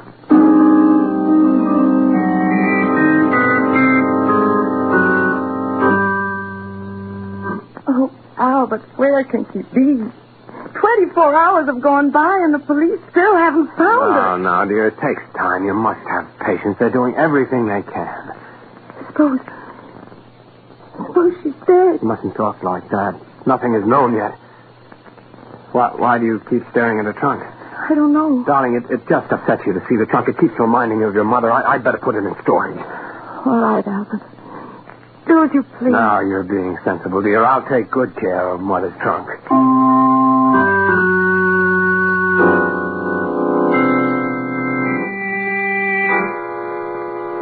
That very afternoon, Albert took the trunk to the express office. He shifted away again, this time to a non-existent address in California. He also gave a false return address, so he was quite sure it would never come back to bother him again. Look, darling, I brought you some flowers. Here's a little present. Thank you, Albert. Very nice. Louise, your mother has been missing 5 weeks now. You can't go on this way. You'll have a nervous breakdown. Albert, where can she be? Why can't the police find her? Darling, if she hasn't been found in 5 weeks, I'm afraid there's no hope. Louise, you must resign yourself to her loss. Oh, I'll answer it, dear. You just sit here and rest. All right, Albert. Yes? Good evening. I've got something here which I believe belongs to you. Belongs to me? Yes, the trunk. Trunk? Yes. Ever since it came into the depot a couple of days ago, I've been trying to locate the owner, and I've been having quite a time of it. Did a little checking and figured out it might be yours. You've always wanted to get rid of me, Albert, to keep me away from my only child, but I refuse to give her up. I've come back, Albert. Do you recognize it? No. Don't you know where the trunk goes? Well, no. It's come all the way back from California. Seems there wasn't any such address where this was shipped to. Surely it had a return address. Yeah, but the rain kind of washed it off. Until all you can make out now is Riverdale, New York. What makes you think it belonged here? Well, I sort of did a little detective work. The initials stamped on the trunk are HLR, and I looked it up in the phone book. And the only person in Riverdale with those initials lives here. I'm sorry, but you must have the wrong place. Where will you take the trunk now? Oh, it'll be put with unclaimed luggage. Then in a few months, it'll be sold for charges, unopened. Sold for charges? Yeah. And you'd be surprised what you sometimes find in unclaimed trunks. Sort of like a grab bag game. Well, sorry to trouble. Wait a minute. What did you say those initials were? HLR. HLR? Why, they're my mother-in-law's initials. How stupid of me, of course. But, well, you just said it wasn't your trunk. Well, it isn't. It's hers. Her name is Heather L. Roden. Yeah, that was the only name in the phone book with those initials. That's why I come here. Well, it was an extremely clever piece of detective work. I suppose there's a collect charge on the trunk? Yep. Comes to $31.50 with the trucking. Well, I'll just put the trunk inside for you. Thank you. Well, we'd have hated to lose the trunk. Here's $35. Keep the change. Oh, great. Thanks. Good night. Good night. So you've come back again, as you said you would. Well, you haven't beaten me yet. Albert, who was it? Why, the trunk. I thought it was in storage. Well, it was, dear, but they're closing the storage house. They brought it back. Oh, I see. Looks rather worn now, doesn't it? Albert, how do we know there isn't a letter or something in the trunk that'll give us a clue to Mother's disappearance? Now, Louise, you know that's ridiculous. There's nothing in that trunk but clothes. Oh, you're probably right, Albert, but just the same, I'm going to open it. But you haven't got the key to it. No, but I have half a dozen old keys on this ring. Possibly, just possibly, one of them might open the trunk. Well, here, let me have the keys. I'll see if I can open it for you. Oh, thank you, dear. Here you are. Just a waste of time, but it'll make you feel better. This one doesn't work. Nope, nor does this one. Why, Albert, you're not even really trying. Here, let me... I tell you, it's no use. Well, let me try for myself. Oh, no, this key doesn't... I told you so. Now, why don't you give up? This one doesn't either. You're only wasting your time. No, this one isn't any good. Perhaps this one will do it. Oh, no. None of these keys will open it. But in the morning, I'm going to get a locksmith to open it. I've got to see what's in that trunk. Perhaps it'll lead to our finding Mother.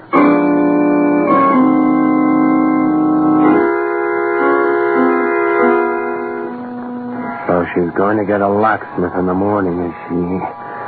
Well, you won't be here when he comes. I'll see to that. You've always wanted to get rid of me, Albert, to keep me away from my only child.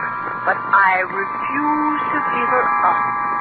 I've come back, Albert, and I'm staying for good.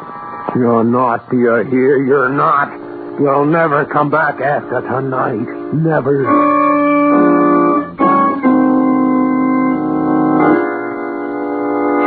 Pardon me, miss, but you store trunks here, don't you? Why, yes, sir. This is the largest storage house in New York. Do you wish to store that trunk you just brought in? Yes, please. May I have your name? Williams. John Williams. And the address? 313 Maple Street. Mm-hmm. What city, please? Baltimore, Maryland. Okay. Now, the charge for the trunk will be $4 a month. How many months do you want to store it? How many months? Let me see how much money I have. I've only $8 with me. Well, that'll pay for 2 months, then. If you want to keep it here longer, you can mail us your check. Yes, I'll do that. Okay. Here's the receipt, Mr. Williams. Thank you. Good night.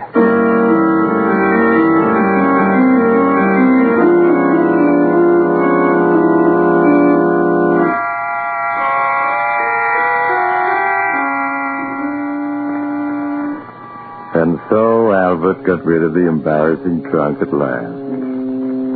So there was only one little hitch. Before he could send any more money, he lost the storage receipt, and he forgot the false name he'd given the storage people. So he couldn't pay for additional storage. But he knew they'd keep it at least a year. He was quite sure that it could never be traced back to him. So after a few months, he stopped worrying. Good evening, dear. How are you? I'm all right, Albert. Fine. Say, I bumped into George Horton and his wife on the way home, and they asked us to come to a charity auction that's being held tonight. That was very nice of them, Albert. Why don't we go, dear? Do you a lot of good. You haven't been anywhere for 6 months now. I know, Albert, and I've been unfair to you, haven't I? You haven't seen anyone in 6 months yourself. All right, if you like, I'll go to the charity auction tonight.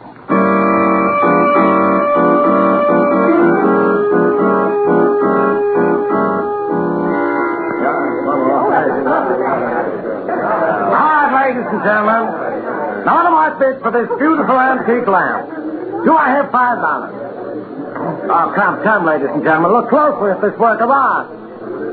Now, do I hear $5? I'll bid $5. Now, then we have a lady with a real sense of beauty. Now, do I hear $6? Good evening, George. Hello, Albert. I'm glad that Louise and you came. How are you, Louise? Quite well, thank you. It was nice of you to invite us here, George. Well, we've missed both of you quite a bit these past months. Well, I hope you'll be seeing more of it. You know, you've got quite a crowd here tonight. Yes, we hope to raise a good deal of money. You know, that auctioneer is a genius. He can sell the most useless objects and make it seem valuable. Well, we'll have to get in on the bidding. Hey, wait till you see the next item he puts up for sale. It's something I donated. It's going to be quite a surprise. You are always good at that, George. Come on, let's move a little closer to the auctioneer. Do I hear 12? Do I hear 12? All right, I've got $11. Well, you're going to let this remarkable lamp go for as little as $11. All right, it's your last chance, ladies and gentlemen. Going at $11 once. Going twice. Sold for the gentleman in the tweed suit. And very fortunate he is. That lamp couldn't have cost more than $3 when it was new. Oh, now here comes something for sale that I donated. All right, ladies and gentlemen. The next item for sale is something so good that I'm tempted to enter in the bidding myself. Ladies and gentlemen, my assistant will remove that cover. And there you have the next bargain. A locked trunk. All right, ladies and gentlemen, study it well. Study it well, ladies and gentlemen. I'll give you a few minutes. Then we'll start the bidding. The trunk. No. No, it can't be. And yet, it's the same size. It's the same color. The initials. The initials, that'll prove what it... No. No, they seem to have been rubbed off. You've always wanted to get rid of me, Albert, to keep me away from my only child. But I refuse to give her up. I've come back, Albert, and I'm staying for good. You are back. When I didn't send them any more money, they sold the trunk for charges. Yes, I've come back, Albert, and I'm staying for good. All right, here we are. Now, this is no ordinary trunk, ladies and gentlemen. It was donated to this auction by Mr. George Horton, who bought it at a storage house.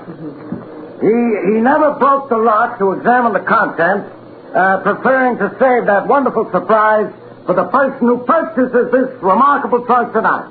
All right, who knows what it contains? Perhaps the crown jewels of Russia. Or, better still, is 5 quarts of scotch. All right. Now, who'll start the bidding for this mystery trunk? I'll bid $20. $20? Why, madam, this trunk, the trunk alone is worth $40. Who knows what's in it? I've come back, Albert, and I'm staying for good. No. Albert, you look so pale. Is there anything wrong? Huh? What? Oh, no. Everything's all right. Oh, come, ladies and gentlemen. The contents of this trunk may be priceless. Do I hear a bid of $30? I'm afraid I'm just as curious as everyone else to know what's in that trunk. I'll bid $30. We have a bid of $30 from Mr. Horton, the German who donated this mystery trunk. All right, do I hear $40? Albert, that trunk looks something like Mother's, doesn't it? So you noticed. Surely I hear $40. Why, any dealer would pay $40 for the trunk alone. That means you'd have the contents for free. Come on, ladies and gentlemen. Do I hear $40? $40. There's a lady with a shrewd eye for a bargain. All right. Who bids $50? I'll say 15. But, Albert, we don't need a trunk. Oh, let him have fun, Louise. After all, it is for charity. Besides, you can never tell what's in the trunk. I wish I could bid on this myself, ladies and gentlemen. I now have a bid of $50, which I'm convinced is only 1/10 the true value of this trunk. All right. Do I hear $60? $60. $70. That's more like it. Now, do I hear $80? $80. $100. You people are beginning to show a real appreciation for this trunk. Who'll make it 110? $110. $120. Do I hear $130? $130. $150. Oh, fun, Albert, but you're going too high. Leave me alone. Albert, what's wrong with you? The gentleman has bid $150. Do I hear any more? Going once at $150. Going twice at $150. Sold to that gentleman for $150. I never saw anyone go after anything the way you went after that trunk, Albert. Well, I'm afraid nothing will satisfy the crowd now but for you to open up the trunk and reveal what's in it. No, I'm sorry, but I don't intend to open until I get home. No. Come on, Albert. Now don't spoil the fun. It won't hurt to open it. I told you I wouldn't do it. No, I'm sorry, George, but well, I haven't a key to open it, and there's no sense in breaking the lock after paying $150 for the trunk. Well, maybe I can help you, Mr. Horton. That's some skeleton keys that'll open any lock. Here, I'll show you. We auctioneers always running into locked trunks. Oh, we'll certainly appreciate it. Yeah. I think this key will do it. Stop! You have no right to touch my trunk. I paid for it and I don't want it open. Now get away from it. It's mine. Albert, what's wrong with you? Well, all right, certainly. If that's the way you feel about it. Come on, Louise. We're going home. Albert, you're acting so strangely. Why do you insist on dragging that trunk away now? Stop talking and come along. Well, all right, Albert. Albert, that trunk is pretty heavy. Don't you want me to give you a hand with it? I can manage it alone, thank you. Open that door for me, Louise. Albert, don't you think you'd better let George help you get the trunk down those stairs? No, I'm not going to let anyone touch this trunk. You've always wanted to get rid of me, Albert, to keep me away from my only child. But I refuse to give her up. I've come back, Albert, and I'm staying for good. Albert, do be careful on those stairs. I've come back, Albert, and I'm staying for good. Be quiet, you old hag. Be quiet. You haven't defeated me yet. I'll get rid of you if it's the last thing What happened, Mr. Horton? He lost his balance on the stairs. The trunk was too heavy for him. Oh, Albert, speak to me. Albert. George, do something. I'm sorry, Louise. I'm afraid he's gone. Crushed his skull.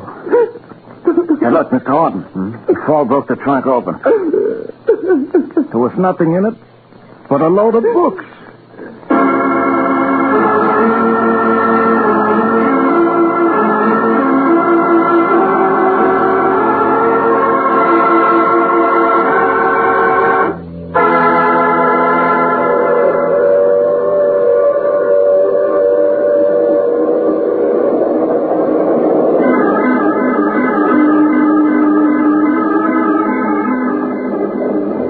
This is the mysterious traveler again. Did you enjoy our trip? Too bad about poor Albert. Then there are always some mother-in-laws you simply can't get away from. They keep coming back like an old refrain. Oh, well, Albert's now a free man. Unless, of course, he's being haunted on the other side. Now, I recall another case in which a young man who woke up to find himself dead decided that... Oh, you have to get off here. I'm sorry. But I'm sure we'll meet again. I take this same train every week at this same time.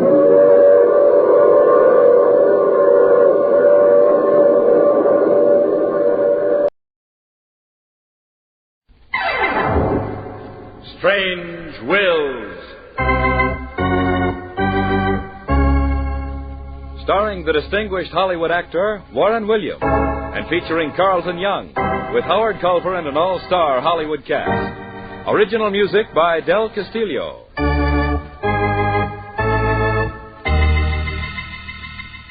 Dead men's wills are often strange.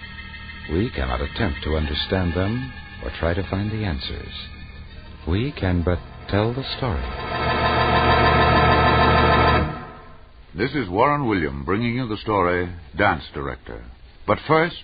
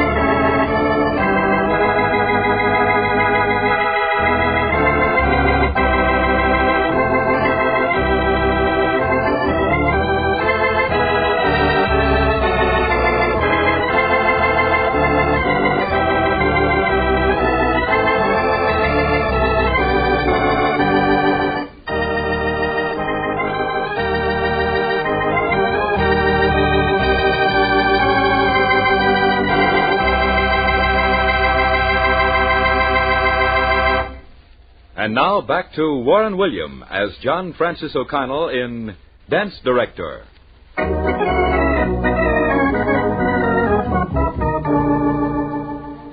An opening night on Broadway invariably brings back a flood of memories and stories about the private lives of many of the stars whose names have written theatrical history. One name in particular, that of Margot Davis, stands out above all the rest. I knew Margot when she began her climb on Broadway. In fact, I was her father's lawyer.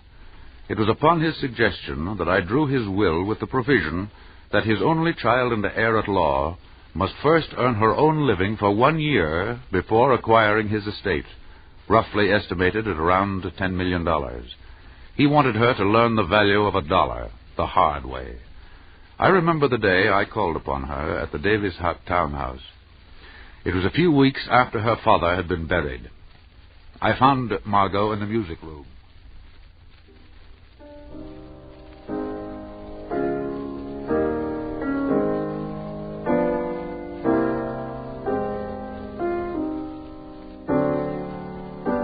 May I interrupt? Oh, John, you startled me. I'm sorry. I hated to interrupt your playing, Margot. Well, I'm glad you did. I'm afraid it's a dreary old piece anyway. Well, come on in and sit down, won't you? Thank you.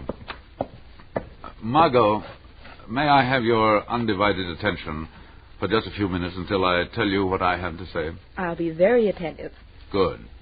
Now then, Margot, you've had rather a sheltered life to date, haven't you? Extremely.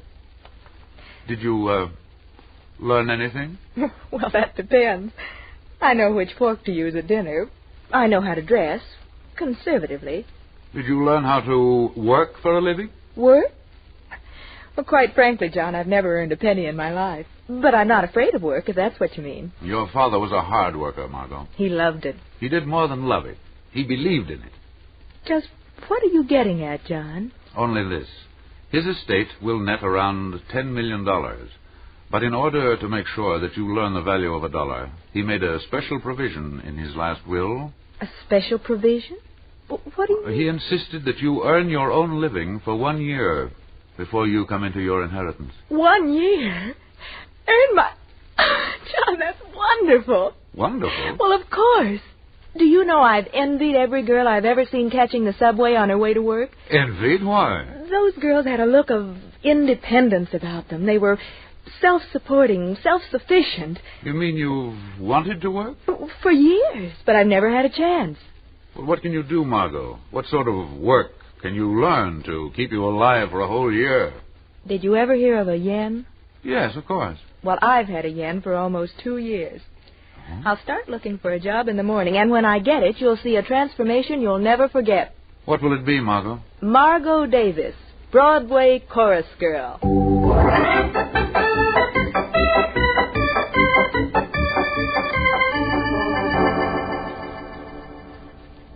True to her word, Margot Davis started out bright and early the next morning to look for a job as a chorus girl.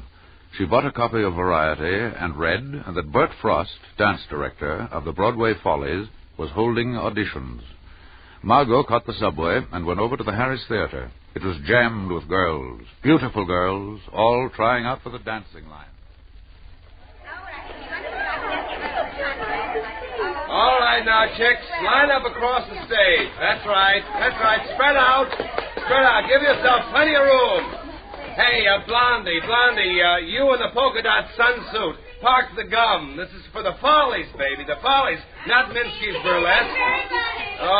Okay, that's fine. Now listen, chicks. Pete here at the piano is going to do a time-step rhythm. Now, starting with the girl at the left, I want each of you to pick up the beat when your turn comes and do about 4 bars the time-step. Do you all get it? All right, then, Pete, let's have it.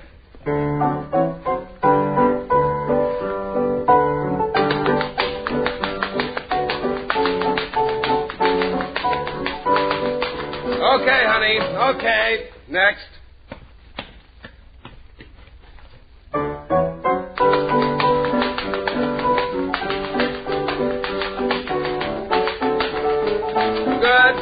Good. What's your name? Allison. All right, Alice. See me after rehearsal. Come on, next. Let's go.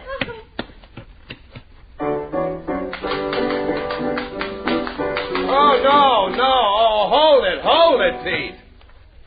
What's your name, kid? Margot Davis, Mr. Frost. Well, Margot, you've got a nice figure. Your face is cute, too. But, honey, this is a tryout for a dance line, not a kangaroo hop. Okay, next girl.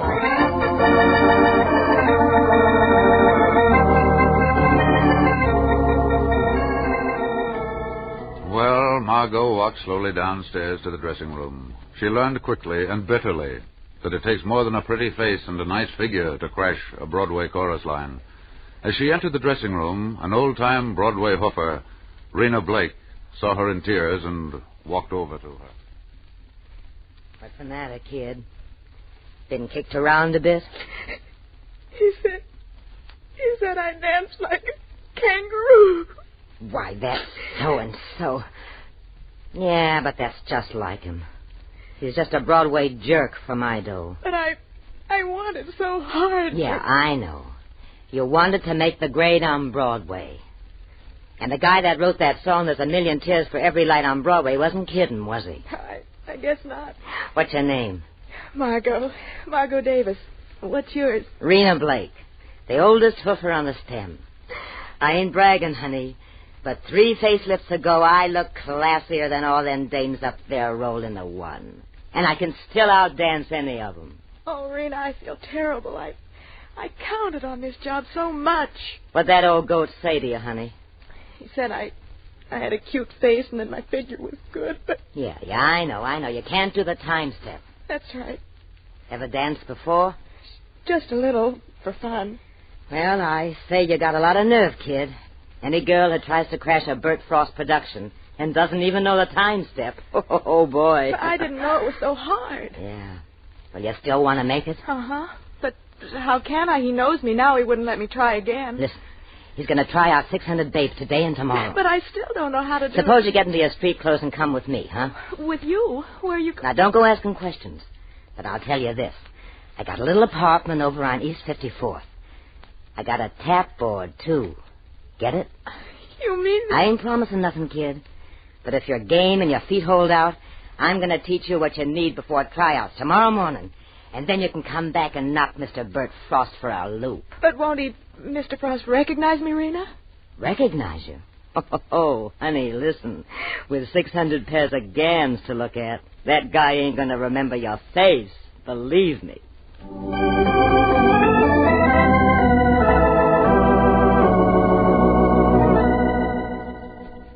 All right, honey, let's try it again. Now, remember, and right foot, pick it up, hop down. Left foot, pick it up, hop down. Right foot, pick it up, hop down. Left foot, that's it, kid, you got it. Oh, I'm dead. I'm exhausted, but I'm happy. Yeah, I'll bet you are, kid. Well, it's 4 a.m., honey. Better knock off for a few hours of shut-eye so we can be in first-class shape by 10 o'clock tomorrow. Oh, I'll be asleep before you can turn off the light. I just can't wait to see Bert Frost's face when you go into your dance in the morning. I just can't wait.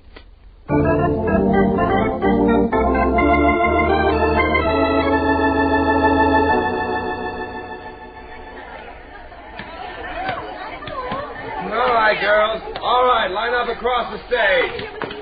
Now, pay attention. When you get into your practice clothes, I want each of you to do a waltz clog for me this morning. Do about 4 bars each, okay? Right, that dirty double-crosser. Oh, Rena, what can I do? Wait. Let's stay right here on the wings and watch. And then when your turn comes... Yeah, when my turn comes, I'll still only know the time step.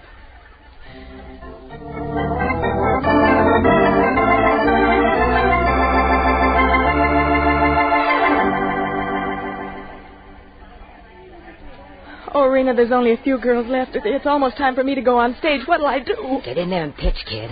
Remember, it's 1, 2, 3, 4, 5. 1, 2, 3, 4, 5. 1, 2, 3, 4, 5. All right, last group on stage. Hurry up. Line up, girls. We haven't got all day. 1, 2, 3, 4, 5. Okay, same thing. Now pick up the beat and give me about 4 bars in the waltz clog. Starting off with the first girl at the left. All right, Pete.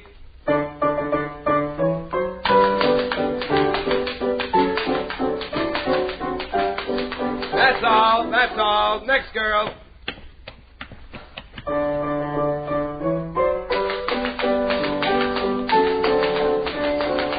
Now, who told you could dance, baby? My mother. Well, go back home and tell her to guess again.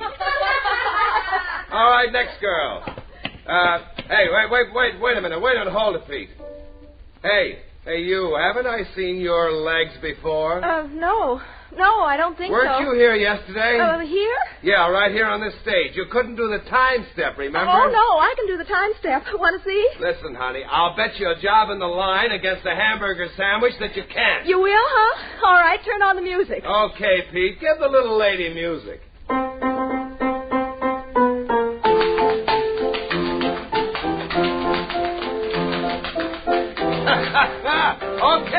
Okay, honey, you win. I guess my eyes are going bad. First time in my life I ever forgot a pair of legs. Wait a minute. Honey, you're in. Oh, thank you, Mr. Frost. Thanks. Don't thank me, honey. What's more, when we're through here, I'll buy you that hamburger, too.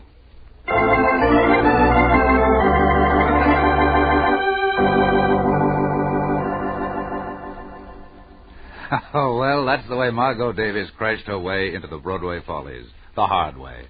From that day on, Bert Frost saw more of Margot than just at rehearsals. In fact, their backstage romance was the talk of the cast. Everything would have been all right, too, if Gloria Wainwright, the leading lady, hadn't heard about it. She, too, it seems, was in love with the gentleman. And now a chorus girl, some cheap little minx, she surmised, was trespassing on what she thought was her property. She decided to have a talk with Bert.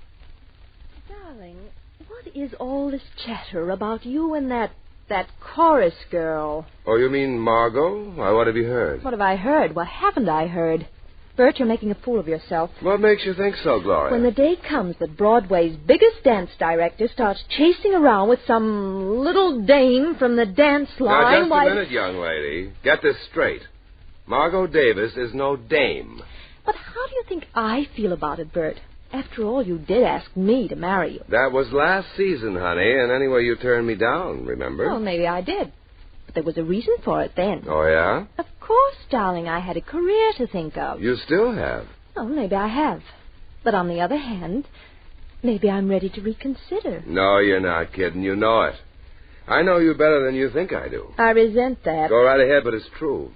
You know, Gloria, once upon a time I really thought you'd make a swell wife, a partner. Now I know better. What do you mean? I would have been, it would have been Mr. and Mrs. Gloria Wainwright. I'll always be Gloria Wainwright, Bert. Don't I know it? You don't love me. You love you. It's degrading, Bert, to have some little gutter snipe take my place in your affection. You're just burned, kid. Just supposing I withdraw from the cast.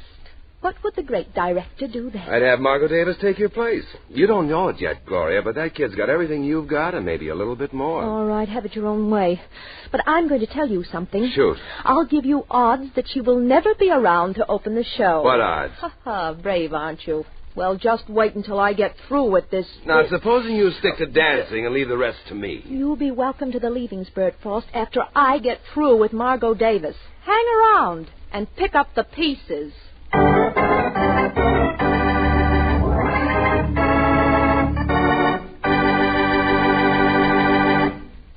Act 2 of Dance Director, written by Ken Crepine and directed by Robert Webster Light, follows in just a moment. First, here is a word from your announcer.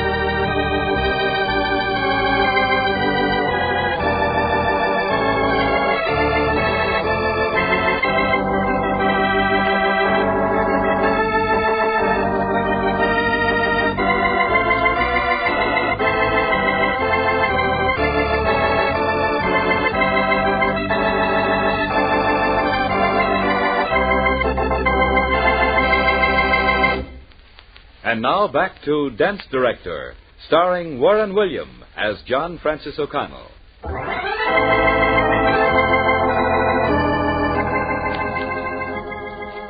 The night before the opening, Gloria Wainwright caught Margot alone in the dressing room. This is what she'd been patiently waiting for. I want to talk to you, Miss Davis. Go ahead, I'm listening. Bert told you what I said. Yes. Well, what? No $60 a weeker is going to take away anything I want from me, understand? I haven't tried to take anything from you, Gloria. If Bert and I happen to be in love, that happens to be our affair. I told Bert to hang around and pick up the pieces. Yes, I know. And he's going to get them in about 2 minutes. Stand up, you creature, while I slap your little face. You can try. All right, I'm up. Oh, you did slap me. That's just the beginning. You bet it is. There, returned with interest. All right. You asked for it. Let go of my hand, you contemptible. Now what about those pieces? What, you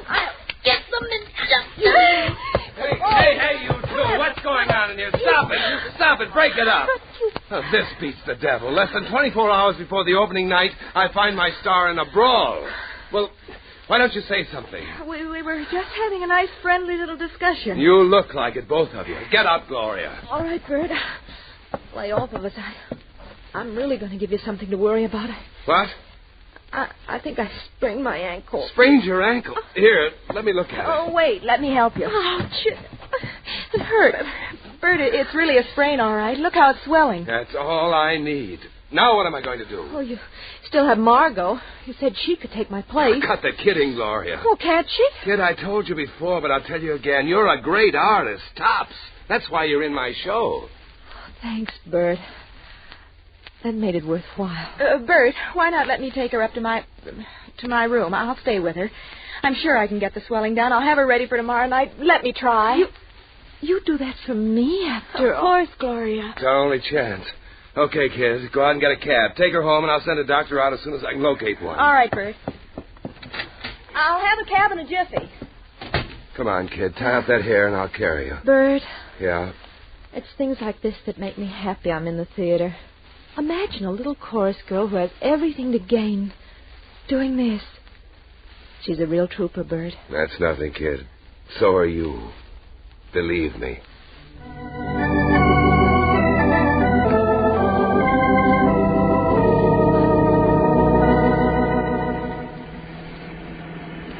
We're almost there, Gloria. Say, we're going to an elegant part of town. How'd you ever find a room out here? Oh, it isn't much of a place. Here we are, ladies. Here we are. Say, what is this? We've stopped in front of a palace. Don't you know whose house this is, lady? It's the home of the late Dexter Davis, the multi-millionaire. Dexter Davis. Davis? Well, then you're... Yes, Gloria. I'm Margot Davis, his daughter.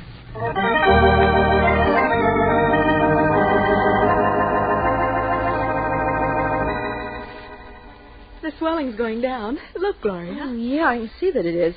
And look, I can wiggle my ankle. Isn't that wonderful? We'll have you ready for the opening. Margot, I want to tell you something. Yeah, Gloria? I'm sorry. Awfully sorry. Oh, it's all right. I guess maybe I had it coming. No, you didn't, but... Oh, well, what's the use of talking about it? Go ahead and tell me. I wasn't fooling when I said I loved him. Honestly, I believe you. Bert's a swell egg, isn't he? The very best. I've known him ever since I got my first job on Broadway, almost 10 years ago. He's been wonderful to me, too. Does he know who you really are? No. To him, I'm just Margot Davis, $60 a week hooker. And you don't want me to tell him? Oh, please don't. I'm on my own in spite of everything, you see. Kid, I've got to hand it to you. You're a better sport than I am. Much better. Well, good luck, Margot. No hard feelings? No. No hard feelings.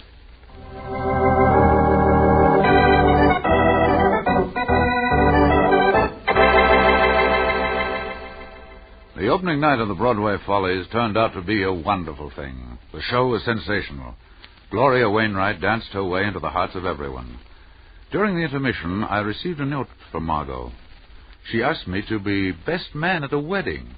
Would I drive to Jersey with a marriage party? Well, of course I would. After all, Margot was old enough to know what she was doing, and if this was what she wanted, well, it was all right with me. We left by car right after the final curtain. There were 4 of us. Margot, Gloria, Bert Frost, and I. Finally, we ended up at the home of a sleepy justice of the peace. Getting me out of a nice warm bed at 3 a.m. ain't my idea of fun, but when there's 2 happy hearts to splash, well, I always say there's no time like the present. I'm as nervous as a wet hen. All right, son, just relax while I explain the 3 ways which I can marry you. 3 ways? Yep, that's what I said. Now, the first way is just saying the words, and it's over in less than 20 seconds. You wouldn't like that. That costs $2. And what's the second way, Justice? Well, that's a bit fancier. My wife Abigail rings wedding bells whilst I pronounce the fatal words. Give 'em a listen, Abby. Pretty, ain't it? Well, it's divine. Well, with the words and bells, it costs $3. That's my grand special. But what's the third way? Well, I'm coming to that, young fella. That's what I call my Super Deluxe Special. Super Deluxe Special? Well, that sounds simply angelic. Tears, too, yes. I thought of it myself. Well, sir, for the Super Special Deluxe, my wife Abigail shakes the bells with her left hand and plays Oh, Promise Me on the organ with her right. Give the folks a sample, Abby.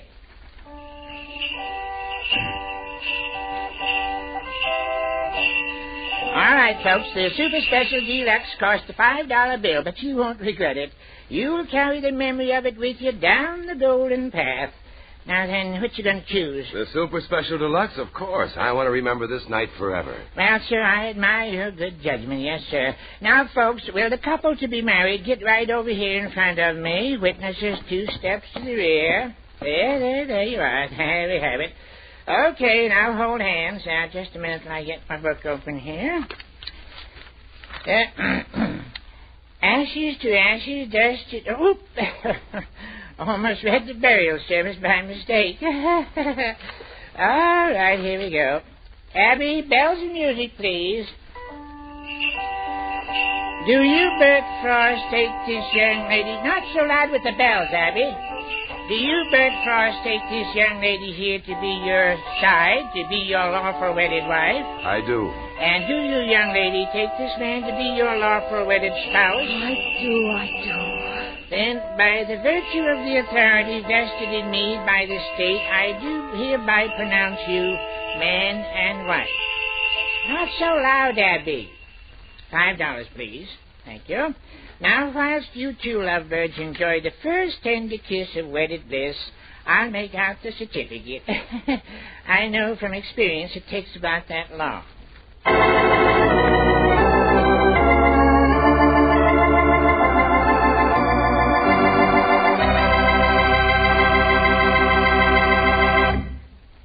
Warren William will be back in just a moment to tell you the rest of the story, Dance Director.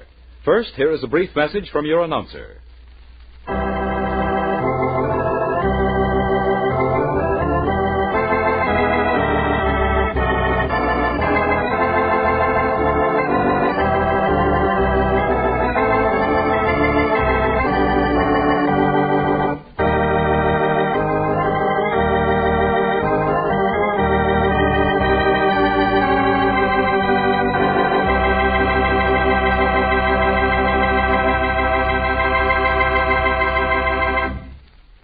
And now back to Dance Director, starring Warren William as John Francis O'Connell. Got it timed pretty well, ain't I? All right, folks, you can come up for air now. That was a long kiss, Justice. I reckon you're right. But they've just been married. That makes a difference. Now, you two newlyweds come over here to the table and sign the marriage register. You first, son. Where do I sign? Here? Yep, sign there where it says bridegroom. Bert Frost, bridegroom. That's fine. Now, you young lady, you next. Just sign your name right under his, where it says bride. Sign it just like it is on your marriage license. Let's see now. Oh, yes, it is. Sign it, Gloria Wainwright Frost.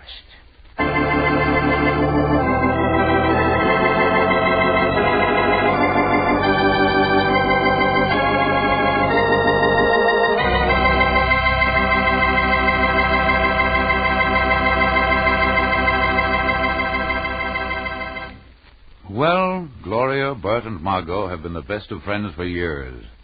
Margot worked her way up to starring roles and can be seen in many of Broadway's musicals. And as to Gloria, well, she's still a star, but not on Broadway. She's the leading lady of the Bert Frost household, and incidentally, they're not known as Mr. and Mrs. Gloria Wainwright.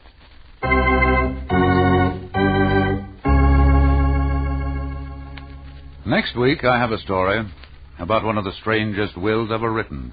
Lefty Light, underworld gangster, was found dead in his bulletproof car on the outskirts of the city. There was no doubt in the minds of the police but that he was murdered. Before he died, Lefty found time to write a last will on a piece of newspaper. In his will, He left his entire fortune to a young and beautiful cigarette girl in an uptown nightclub. But amazingly enough, Lefty Light had never spoken to this girl in his life, nor had she ever seen him. It took Mike Shannon, young cub reporter, to crack the case wide open and bring the murderer to bay. We call this exciting story, Death is My Destiny. This is Warren William inviting you to join us again next week.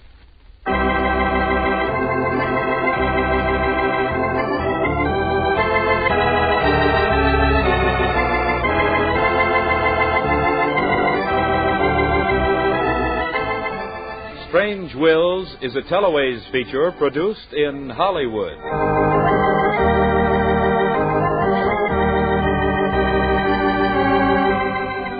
Names, places, and events have all been changed so that no reflection can fall on any person or persons, living or dead.